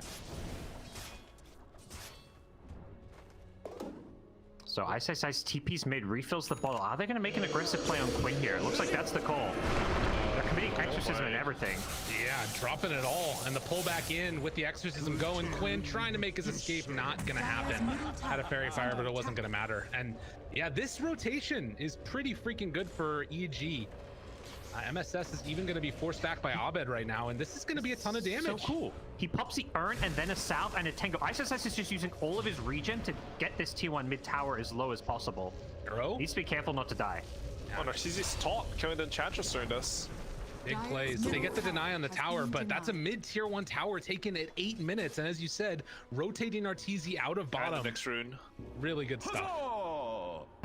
I think he even bought that salve before TPing to the mid lane, so he had that extra regen for that exact play. Just really cool from Oh, that was iceiceice. so smart. Like, iceiceice is... Huh? Ooh. Quinn just finds a Arteezy without a spin. That was not what he thought was going to happen. Okay. So, iceiceice, he had a good lane top. He's laning versus Alchemist, and instead of just like start AFKing in that lane when Alchemist goes to jungle, he goes and pressures another lane. It's a very nice play. Like it shows the teamwork of EG, And then meanwhile, like Arteezy's against Enigma, who hits level 6, who wants to pressure him. He just TV's top and kills the Enchantress. Unfortunately, like EG made these really good plays, and then also Arteezy sort of just fed there. Like that was a unfortunate death, you know. Yeah. But that was a really good sequence of teamwork by them. They pressured all the way out in the mid as well, able to force Mirana and all of the rest of them back. iceiceice still hanging out here, as they do have that Necrobook level 1, also Black Hole available. Plow has the mana for it as well, but there's a lot of heroes rotating bottom to try and put the hurt here onto Evil Geniuses. And the Ghost actually gonna get the slowdown onto Fly. They're not gonna finish the rotation. Instead, Quinn and MSS heading back towards mid. They want to try and find this kill here onto Abed. EG just ditching bottom lane though. They TP both heroes out, so they're making aggressive plays on their own on YawaR's out. Doesn't look like they have the damage though. Looking for it. Oh, Quinn in the area. Avalanche. Oh, good interrupt there. That would have been the kill for Abed. They get him anyway. What a play. Quincy crew. Take down both of them. Radiant's bottom tower. I'm looking for more. iceiceice in trouble. Gonna pop exorcism. Avalanche toss. Jump in from MSS. Almost enough, but no. He got the Spirit Siphon off, and they kill him off in time. The impetus shot saves their lives, and now Arteezy in deep as well. He has his spin still. He's gonna be forced to use it. Picks up the bounty run on his way on out of there. Close, close, close. Nice presence of mind from Arteezy there. He stayed to get the bounty run, and he still had just enough on spin to get out there. So much Man, more. that was a really good sequence of events there. Like, EG recognized that Quincy crew have this bottom tower. They have Necrobuck on Enigma, they have Black Hole, they have a lot of resources. Oh, MSS dies. And they just TP the DP top. But Quincy crew, they make this really sick play in their jungle to kill 2 heroes, and they realize that they can defend top tower. So it's like very heads up, you know? They have game plans, but they're constantly changing them on the fly. Trying to jump away, but Abed a little bit low on mana. Looks like Quinn wants to overextend for that one. He's getting towards that Blink Dagger, has Phase Boots done, and it's kind of interesting because it feels like Alk's been a little bit more involved, and it's kind of Leslau that's just sort of been the one on the other side of the map farming. Bit of a change from what we saw last game when the EG did this. I think one problem right now is that Arteezy's farm is it's not where you usually expect for him. He usually wins his lane, so he's always really far in mid lane. I got him. Arrow would have been good, but the creeps came through. Doesn't matter. They got more than enough to lock him down. So they get the kill with the Eidolons, and Catapult dies for their trouble as top lane they're pressuring. Yeah, unfortunately Catapult dies, but they should still be able to get this tower. Oh, nice play by SVG top. He drags the creeps off the tower, so the tower focuses away. He's just being so annoying top. He's getting so much. Quincy, this is like their type of game, like this type of tempo. Like they have these slow heroes, but they're playing fast with them. They're making plays with Enigma. He's taken 2 towers by 11 minutes. Like this is a hero that traditionally is seen as very greedy, but it doesn't look like that this game. Sort of rage of Necrobooks that we've been seeing more and more often is continuing here as Leslau is queuing up the Necrobook 3. Not even bothering to go back for any of those other more traditional items. I think it's sort of a trend that we've been seeing more and more often. It's really strong, and I think it's especially strong with Invis heroes. Like obviously it's also good against Invis heroes, but you don't have that many sentries now. So if they have a Necro 3 and they clear all your sentries and you just have this Mirana, it's really cancerous to play against. Abed. Have a stomp on him. Chase down Avalanche. Toss. Oh, catch the arrow, MSS. The job they needed him to, and they get the ward to boot. Why not? Man, YawaR just has. Look at his game. He just gets to the tower bottom's gone, the tower's mid gone, all of the bottom side assists. Ancients, 3 camps bottom, maybe even 4 in the lane. He's gonna be so fat this game. Meanwhile, Arteezy is in Struggleville. He's just, I need this tower to die. That's his idea right now. They're bringing everybody. Try and defend this. It's like, can you kill this tower? Because they can actually burst someone. On to 2. They catch Fly. Fly's dead, but they find another. Need to be careful. Leslau moving in. And the jump away. MSS, he actually living there. Toss back. They've got Black Hole available if they need it. Drops it down onto both. Ooh, canceled. Abed gets in there to play a little bit of mischief. Throwing out the damage, but I think that with Abed showing up, that's enough. Yeah, his combo's back out. Blink. He wants iceiceice. And Abed have a toss kill. I don't think iceiceice needs to, yeah. Perhaps he's going to turn around because he's iceiceice, but he's in trouble. There's tiny spells of fire. He's dead. Oh my goodness. Well, Wait a second. Quinn's close combo. Ice, moving in. Oh no, Toss. He did toss the wrong one. Okay, Exorcism wears off at least. Arrow. A little sidestep there. Now they need to get out. How did that work for Ice? He's just a god. Like, I don't know what to say. Sometimes you right-click them and they die. Okay, this tower should be EG's now. That was a really good end sequence of events there. I mean, the initial fight was good for Quincy, but they're gonna get this tower, which is, you know, you lose a bit of resources to get it, but sometimes you just have to throw bodies in order to open up the map. The worry is they were kind of in a 5v4. The Out continues to free farm the other side of the map, farming Ancients, farming jungle, farming bottom lane. He is getting out of control.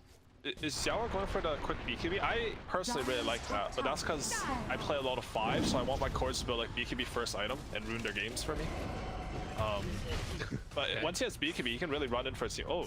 Yeah, he was just out in the jungle. Wait, and they punish him pretty hard. I double-clicked his dead hero, and yeah, he's in the middle of dire jungle. This is not your base.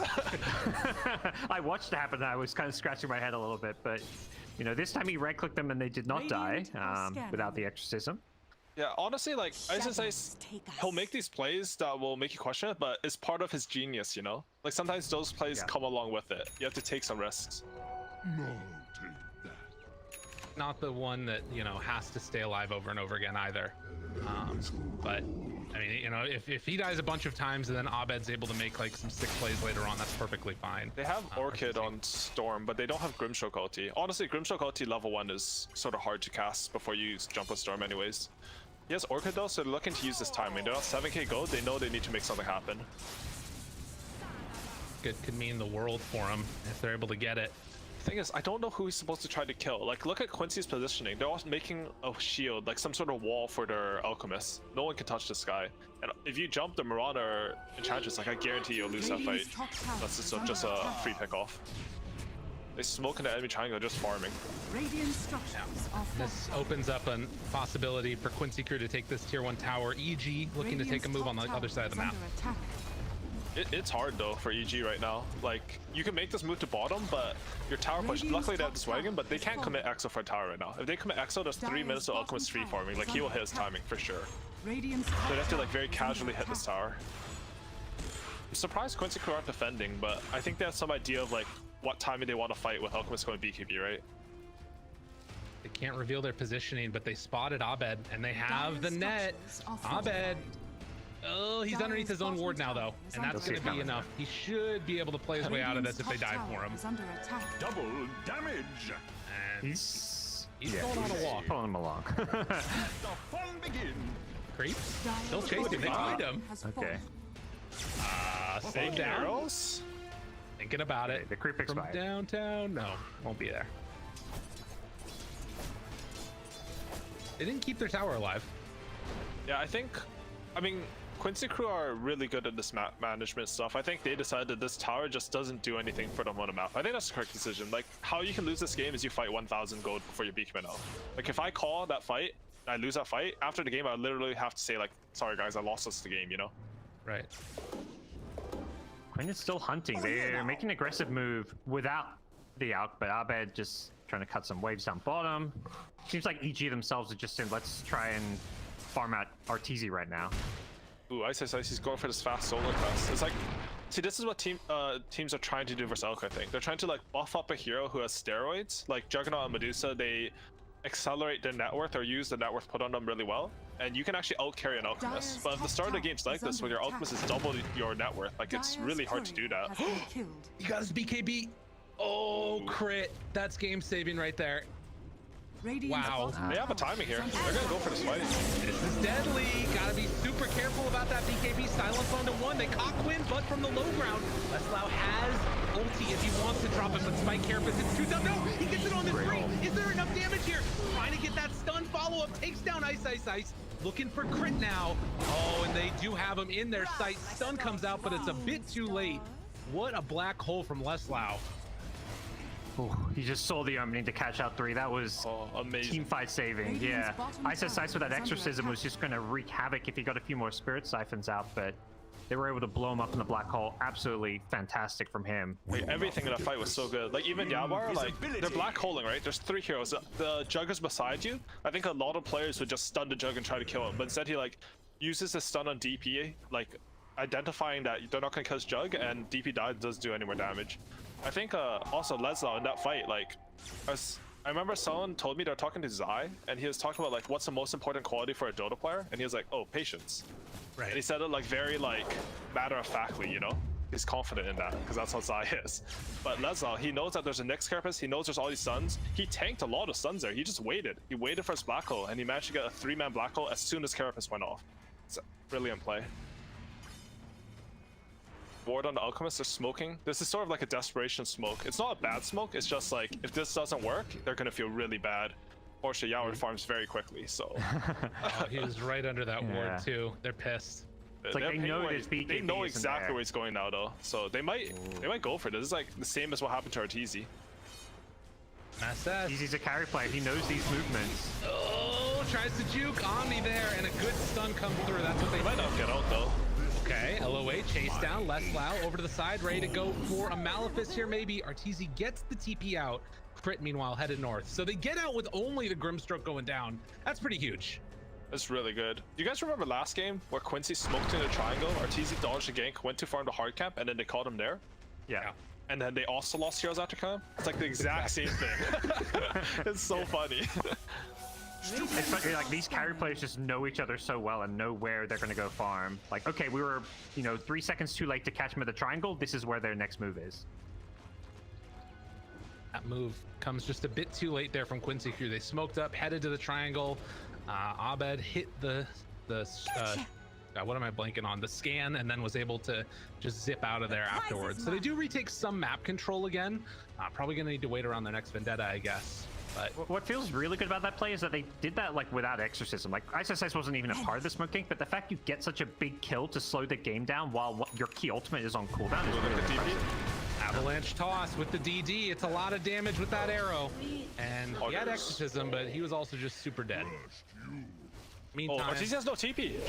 Whoa, what? He's waiting to spin for his TP cooldown. He can't spin until later. It's dangerous. Leslau in the meantime kills off Fly, and yeah. I think he might get right the chase down.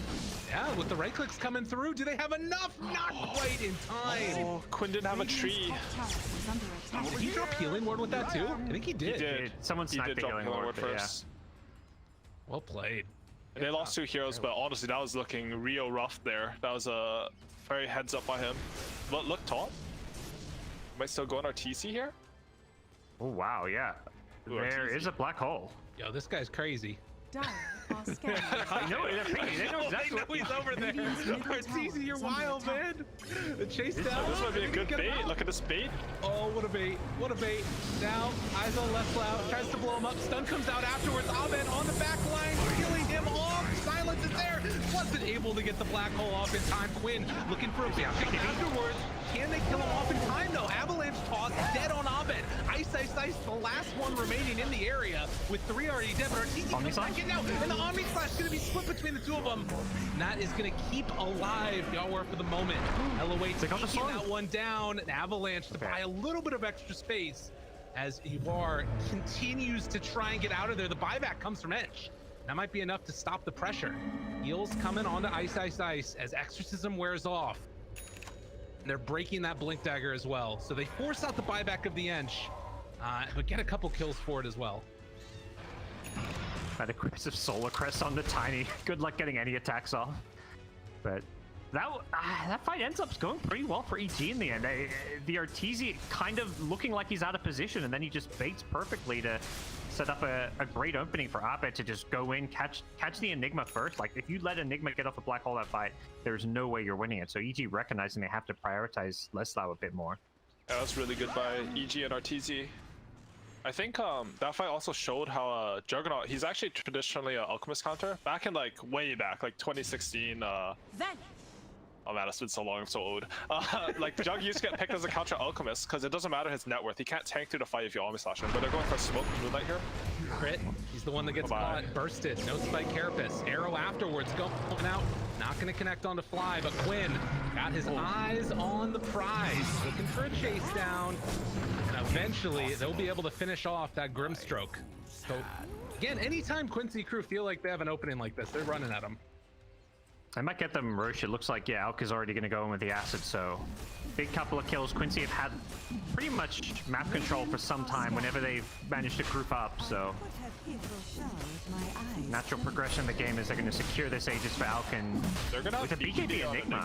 Yeah, they have no counters to it. Like, their counters are, my Exo has to kill him while he's black holing, or I have to Omni Slash him right before black hole and kill him. Like, those are not very hype to play with. And a DD responded for them too. Abed? Okay, I thought he was going for it. He sent his curry in because, you know, the Abed Roshan steal. Of course. The last game. I guess eventually Arteezy Abyssal Blade could be an answer. Yeah. Enigma, That's far, to be honest. Right. It is like their only hope, right? Like, if you have no counters to Enigma, you can only go like Abyssal or Aeon Disc. And I mean, I guess you can go Wind Waker now. I haven't seen that yet because I'm like twice, but that's pretty much all you got. Radiant's top tower is under attack. And I think Quincy are just gonna look to take all the tier 2s and full map control with this Aegis. How they got this Roshan was that they killed heroes before they got it. So usually when you kill Roshan, he's like a 10,000 HP neutral creep, right? So you're farming this big neutral creep and all your lanes push in. But because EG had dead heroes, they have less heroes on the map to push out lanes with. So that means that immediately after this Roshan, you can start taking objectives. Usually you have to wait a little bit. And they get that one. We're still 5 minutes away from the next round of outposts. But like you said, closing on those tier 2s feels to be the next step. Blind Shadows pop, kind of just to scout into this Radiant jungle. They're even going to get spotted by a sentry ward, so it doesn't look like it's going to lead to a whole lot. They showed on bot side and are trying to TP top to set up a play, but this really good ward by Fly here spotted them out. And just TPing the other side and setting up a play there. Arteezy even pinged the outpost, recognizing that Tiny was TPing there based on like the direction he was facing. Like they knew every little bit of what Quincy crew is doing. You can tell they're locked in right now. This is really good for EG. I mean, the map flipped, but they're basically gonna trade farm for a little bit. And Quincy crew have the Aegis, so they're able to control 2 lanes instead of just this one, but at least EG are gonna pressure something. Well, can Quincy go high ground is perhaps the question, because they're going to have a big show of force mid with a BKB Talc who's got AC Aegis, a BKB Enigma who can just sit behind. Yeah, I think they do go. At the very least, you can like force Arteezy back to base. I'm not too sure if he still hit this when everyone's there, but this is good by Quincy.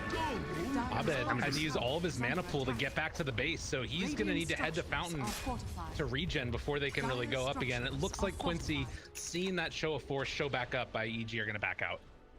Now that you've taken out the siege creep, Storm can just cut the waves. I don't even know if Arteezy needs to come back. You can just cut waves with Storm to stop this high ground push happening. We'll see what Quincy do to try and stop that from happening. And is really good by Arteezy. He's like, he knows exactly that he doesn't have to come back. He can get out that small bit of net worth out so he can try to carry this game. They are going to TP YawaR. That's an illusion. You know that's an illusion though. And the EG are playing against his Aegis really well. Yeah. Quincy even smoked towards that bottom lane, hoping to see what they could find, but gonna be able to stall out. Only about 2 minutes left on the Aegis, so still plenty of time for Quincy crew to make a move or go for another high ground push. I mean, this is nice too, though. They're gonna get this last tier 2 tower and still maintain control over the outpost likely when we get to that 30-minute mark. But that is also, I mean, we're getting close to Aegis expiring territory when that happens. We're a minute and a half left on it right now. Quincy crew. And Murata was 3 seconds cooldown an arrow, and they would have got Abed mid. He has to use into arrow to follow up on the tiny combo. Okay, so they've secured every tier 2. They're trying to get map control. EG have done a really good job, like, not giving it to them. Abed's out of mana. He's just got no mana. Did you see him? No, he juked him just barely. Damn, that's crazy. Like, look at these plays from EG. They're just pushing the limit, trying to make sure that Quincy can't use his Aegis to go high ground. Like, I think if you looked at the game when they got this Aegis, I would say they're gonna get all the tier 2s and have like 2 minutes to high ground, which is more than enough. But EG have really done a good job stalling that out. Doesn't look like they're gonna be able to get high ground. What the hell? Arteezy courier. Midnight tries to get out of there. Oh, no! You can't blame. Honestly, I don't blame him at all for that because he doesn't have time to click him to see how long the TP's channeling for. He's just hoping that he gets the kill there. Oh, that was a good try. That was unfortunate. But that's EG's window right there, right? Like all these split push things, you can't split push to win the game of Dota. You can split push in order to create an opportunity where the enemy team like uses a cooldown or a TP scroll, and then you get a fight out of it. That was their opportunity right there, created by Arteezy. Wow. Couple of seconds difference, and that's you know, just devastating. But it's devastating the other way now. And I don't know if now there's no black hole, and no Aegis in 5 seconds time. So big opening for EG, who have a smoke on fly. They're already grouping. They are making their move. Quincy crew at the same time have to expect this a little bit. Yeah. Heads up play. They are heading back where there is an observer ward for evil geniuses, but it doesn't look like they're quite going to connect. MSS might be the one that breaks this smoke if EG do go high ground. Still 100 seconds left on Black Hole. I mean, without Black Hole, can you still fight this if you're Quincy? I think so. I think you can still fight, but it's not like as guaranteed anymore. There's gonna be a fight over this Batron, and there's vision from both teams here actually. Gary, crit, looking for the big jump, stun on it too. Backed away, silence onto both of them as well. They have the Midnight Pulse down, and well, YawaR just jumps on, wants to find the chase down, skills off Abed. What a fight right there. Now I mean, there's a regen room. bouncing for a couple of them. I don't know if this is gonna be good enough though. Arteezy, some of them back out. Have the exorcism already going, but the avalanche toss coming from Quinn takes him down to about a quarter HP, and YawaR comes in for the finish as they take down 2 cores from evil geniuses. Was not enough. I'm worth so much. And there were more. 300 damage up bursting a 3k HP tiny, and that would have been the fight right there. That was so close. Oh, that's a crazy fight actually. You don't see that often. Like both teams just have a ward on each other on the same spot. EG know they have a ward, but they know that they can use it. Like Quincy are going to use the ward to make EG run into them, so they can still jump them on that ward. Like they're going to try to prepare. It's a really nice try by EG, just slightly short. Dire are scanning. Did you guys see who killed Abed there? I think so. Did he like stun him, or like how did he? It might have been the arrow that like the Yule's arrow. Yeah. I think it was Yule's arrow, and then they had the stun come in at the end from the Alk. I see. Finish it off. Because if he gets off like one more zip there, I think they win that fight. He still had 900 mana when he died. I mean, obviously it's not his fault. You're like committing into his team fight, trying your best here. But that was clutched by whoever did that on Quincy. Zap! You had a moment there. Oh, YawaR found him over on the side. Do they have enough to bring him down? They're completely out of mana. They're thinking about going in here. MSS throws out the arrow, not going to be on the mark. That moment, oh, that could have turned so deadly. I thought that Lelis could catch up with the Blink Dagger. It wasn't enough. Now they've got the answer for the Blade Fury split pushing jug that keeps causing problems with the Abyssal Blade. Abed, he's just trying his best to make space. That was really close there. I think it's hard to make yourself BKB in those situations too, so I don't really fault YawaR in any way for that. But if you're gonna kill their mid next to their base, you probably just click that. Right. That was a good catch by YawaR though, in the first place. I mean, Alk is a really tanky hero, huh? He has like 3 heroes, a tier 3 hitting him. He barely dropped to 2/3. Got AC, he's got a Vanguard built into that Abyssal, why not? So the Nick's objective is, as you just said, the Roshan. They're trying to farm Quinn's BKB before, but I don't think he'll make it in time. I don't actually know how the Roshan timer works. It's at the bottom you left. hover, yeah, bottom left, 130. Oh, it's so nice spectating Dota. You don't have to like time this stuff. Yeah, so they're trying to get their BKB out on Tiny before this fight. DP has hers, which means she's forced to be reckoned with in this next fight.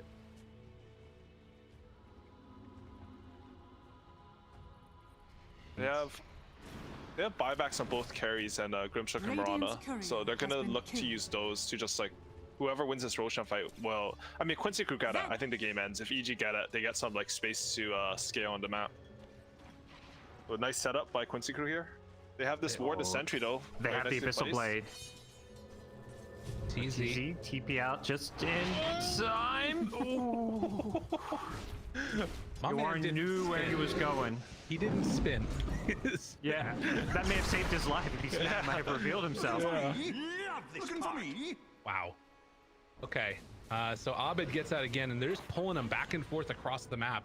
Again, since it's 30 seconds until Roche is back up, it does mean that we've still got some time here where this isn't the biggest deal in the world, but this vision around the pit is going to be so important. And Quincy Crew do have this deep ward backed by the high ground that has not been scouted out by evil geniuses yet. That's an interesting ward. They like put out a low ground just so it's even less chance of getting dewarded. I like that. I was curious if it was a misclick or not, to be honest. Yeah, I don't know either. Like, I feel like it's not, but you never know. Okay, EG scouted that Roshan before the courier died. I think.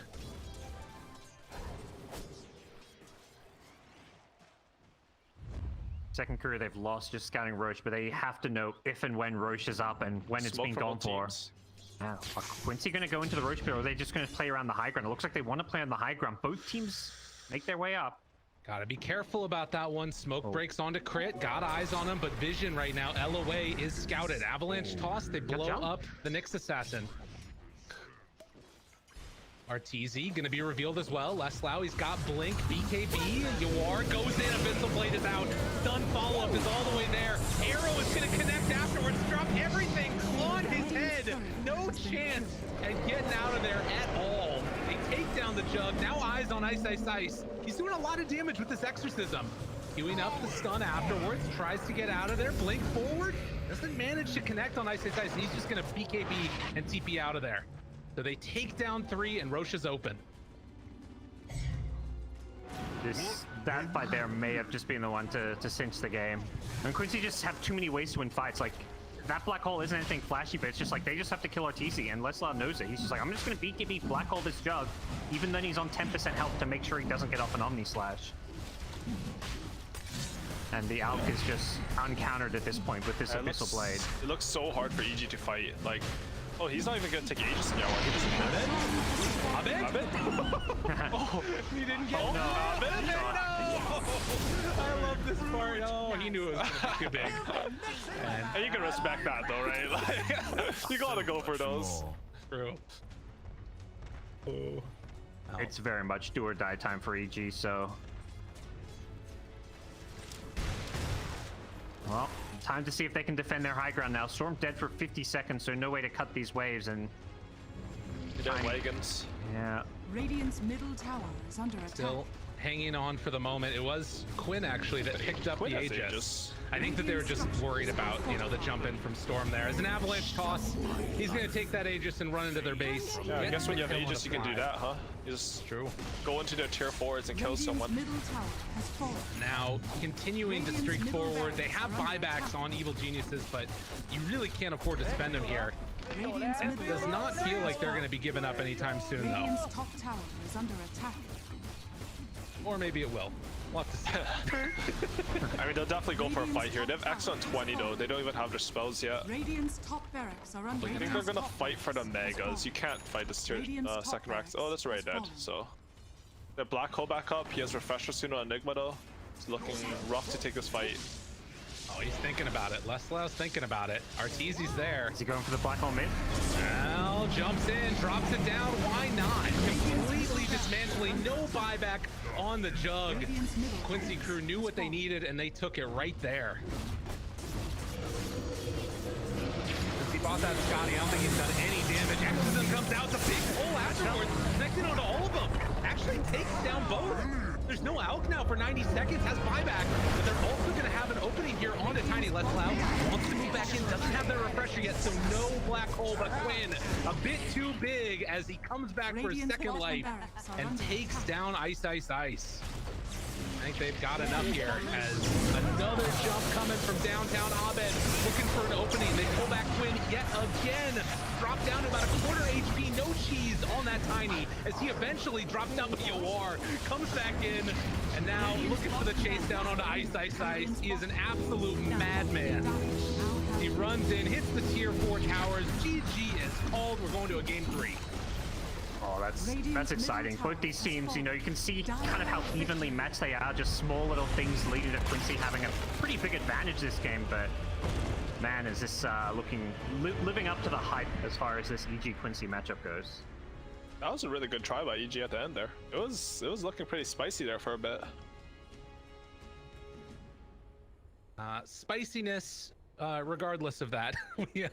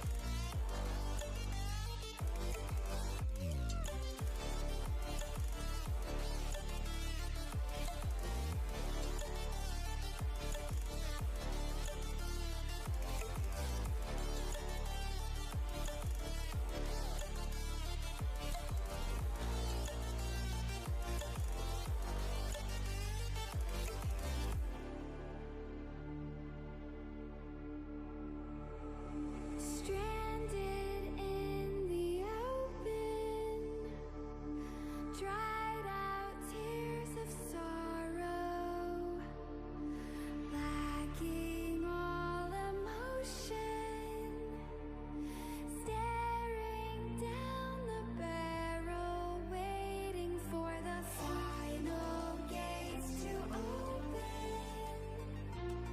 to a new tomorrow, moving with the motion, following the light that sets me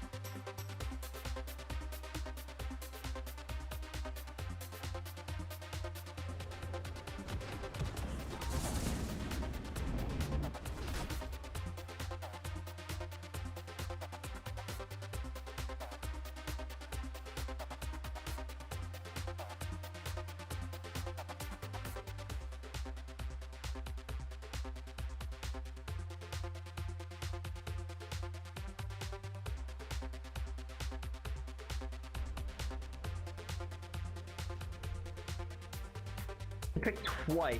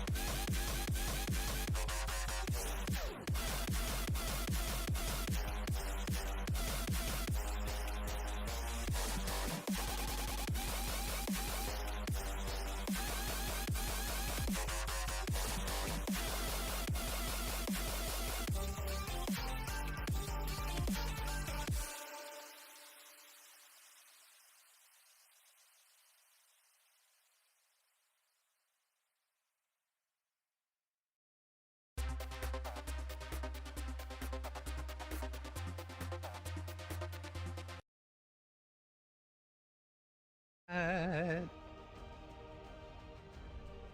yeah.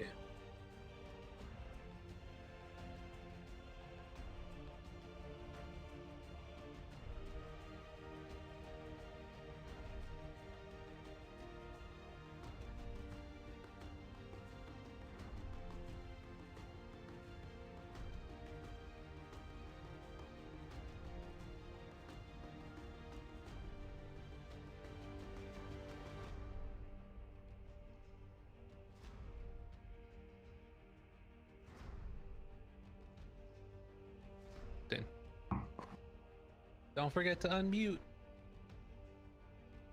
How do I see the stats? Do I have to watch the Discord stream to see them, or? Should show up for you if you're in the thing. What they do? Okay, I'm just super blind. Sorry.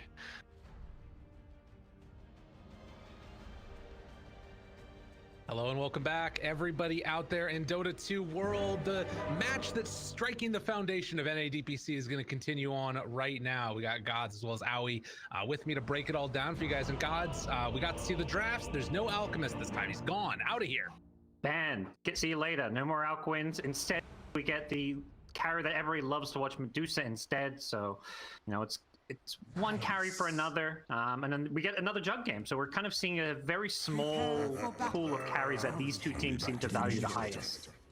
Well, that's sort of the own meta that's been built within this. Owie, is this kind of what you were expecting now that we've seen 2 games underneath these 2 teams? Or there have been some things that have surprised you so far from either squad? Honestly, I'm not too sure what I'm expecting, so I don't know how to answer that. I mean, like, is this series lived up to your expectations so far? Yeah, I mean, I think both teams are playing pretty well. Sorry, I'm sort of zoning out because I was thinking how weird it is. Like, Alchemist's second phase, he wins. His first phase, he wins, and he's just unpicked on banned, right? Yeah. And like, it's sort of like, it's not an uncommon thing that happens in Dota either. Like that sort of pattern happens a lot. I'm wondering like how the teams are thinking about it. 30 seconds. Okay, so I think Jenkins called this. Like, they're gonna go aggro with the Medusa in order to give Underlord a game. Because if you play against this Beastmaster, you need to you can't let him push your tower for free. Like, if he hits 6, kicks your carry out, and takes your tower, this is when the hero really shines. But I think Quincy crew are doing the right reaction to this. They are also going aggro, and I think Beastmaster should have a fine time in the safe lane versus Deuce's CM. I think they should have done this game 1 too, actually.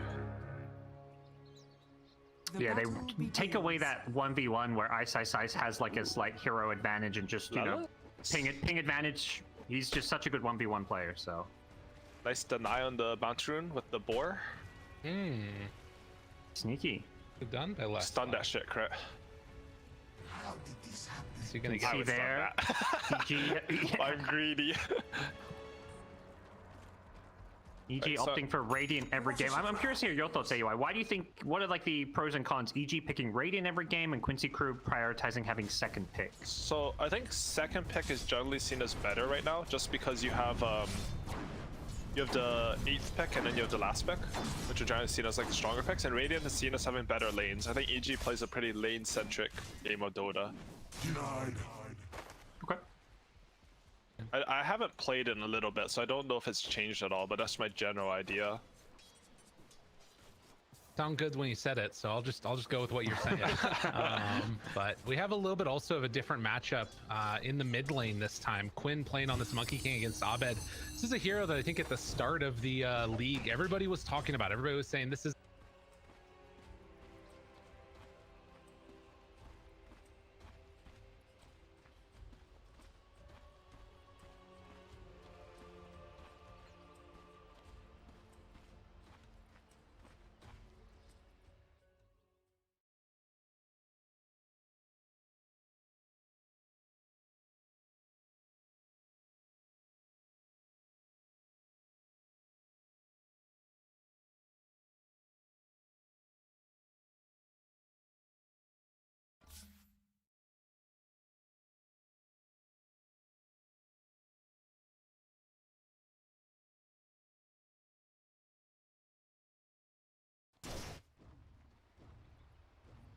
Jingu, but then wasn't able to hit the boundless strike to get the fourth one. So well played by the puck in mid.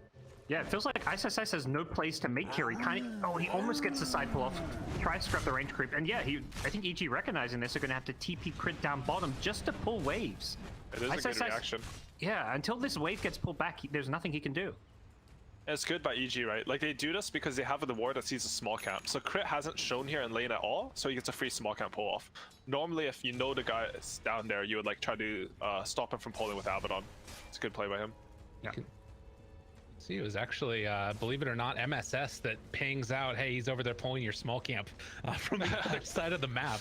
Just recognizing the way that these things work as MSS after they're no longer there.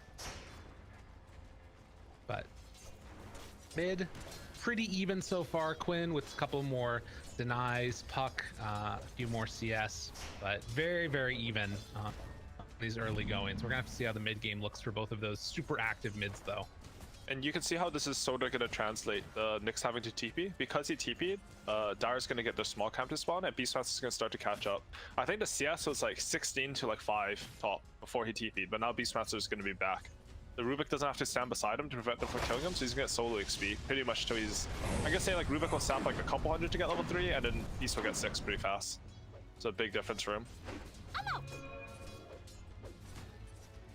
You can see that definitely needed as Leslau, one of those heroes that they like to play around consistently whenever they get an opportunity to, and you know, the potential for a kill onto Fly here if he steps too far out is definitely up there as well.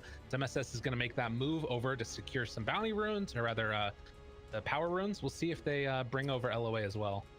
Big to deny these runes. Both Quincy supports, same as last game, we saw them securing runes to Quinns. This time it's more about denying runes from Abed because Quinn does not have a bottle. He's gonna orb himself down bottom. It spawns there, but LOA already there and waiting. Abed? Okay, he has a winning rip. Okay, he's fine. Imagine, like, before that change, that would have just been a death.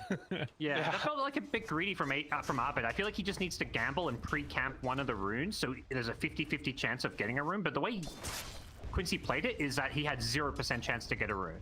And these Quincy supports are just on the runes though. It's like hard as mid, honestly. Like you go there and their support hits you a bit, it feels really bad. So it's more like Quincy are playing it well than there's something Abed can do about it, I think. Dire structures I agree though, like if your support's checking bottom and their support's there and there's another support on top, you might as well just gamble and like both go to one, right? And you have to one there at least. Like so Nyx went bottom. He could have pre-camped the bottom one. Yeah, probably not the actually, top one, but right. the bottom one he 100% could have gotten with the Impale. Yeah. Quincy are very annoying about runes. Yeah. And this team, like, if you look at their drafts and you just think about can Quinn rotate and kill people this game, it'll like determine like most of how their early games pan out. And I mean they've just been winning, so but it usually tells you a lot about a team. Well, a very interesting series of events going on here as, you know, we saw a couple of movements over there trying to get the bounty runes in time. There is some pressure now being laid on the iceiceice. We haven't talked about it at all, but this ABBA has been looking pretty good for my money at least.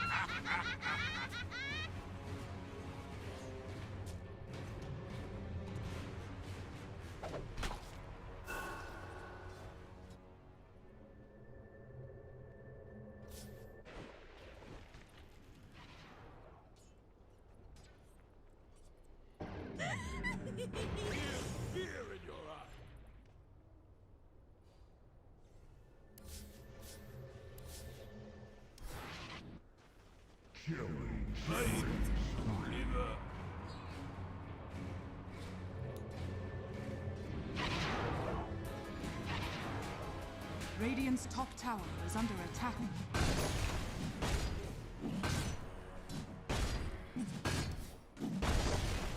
Radiant's bottom tower is under attack.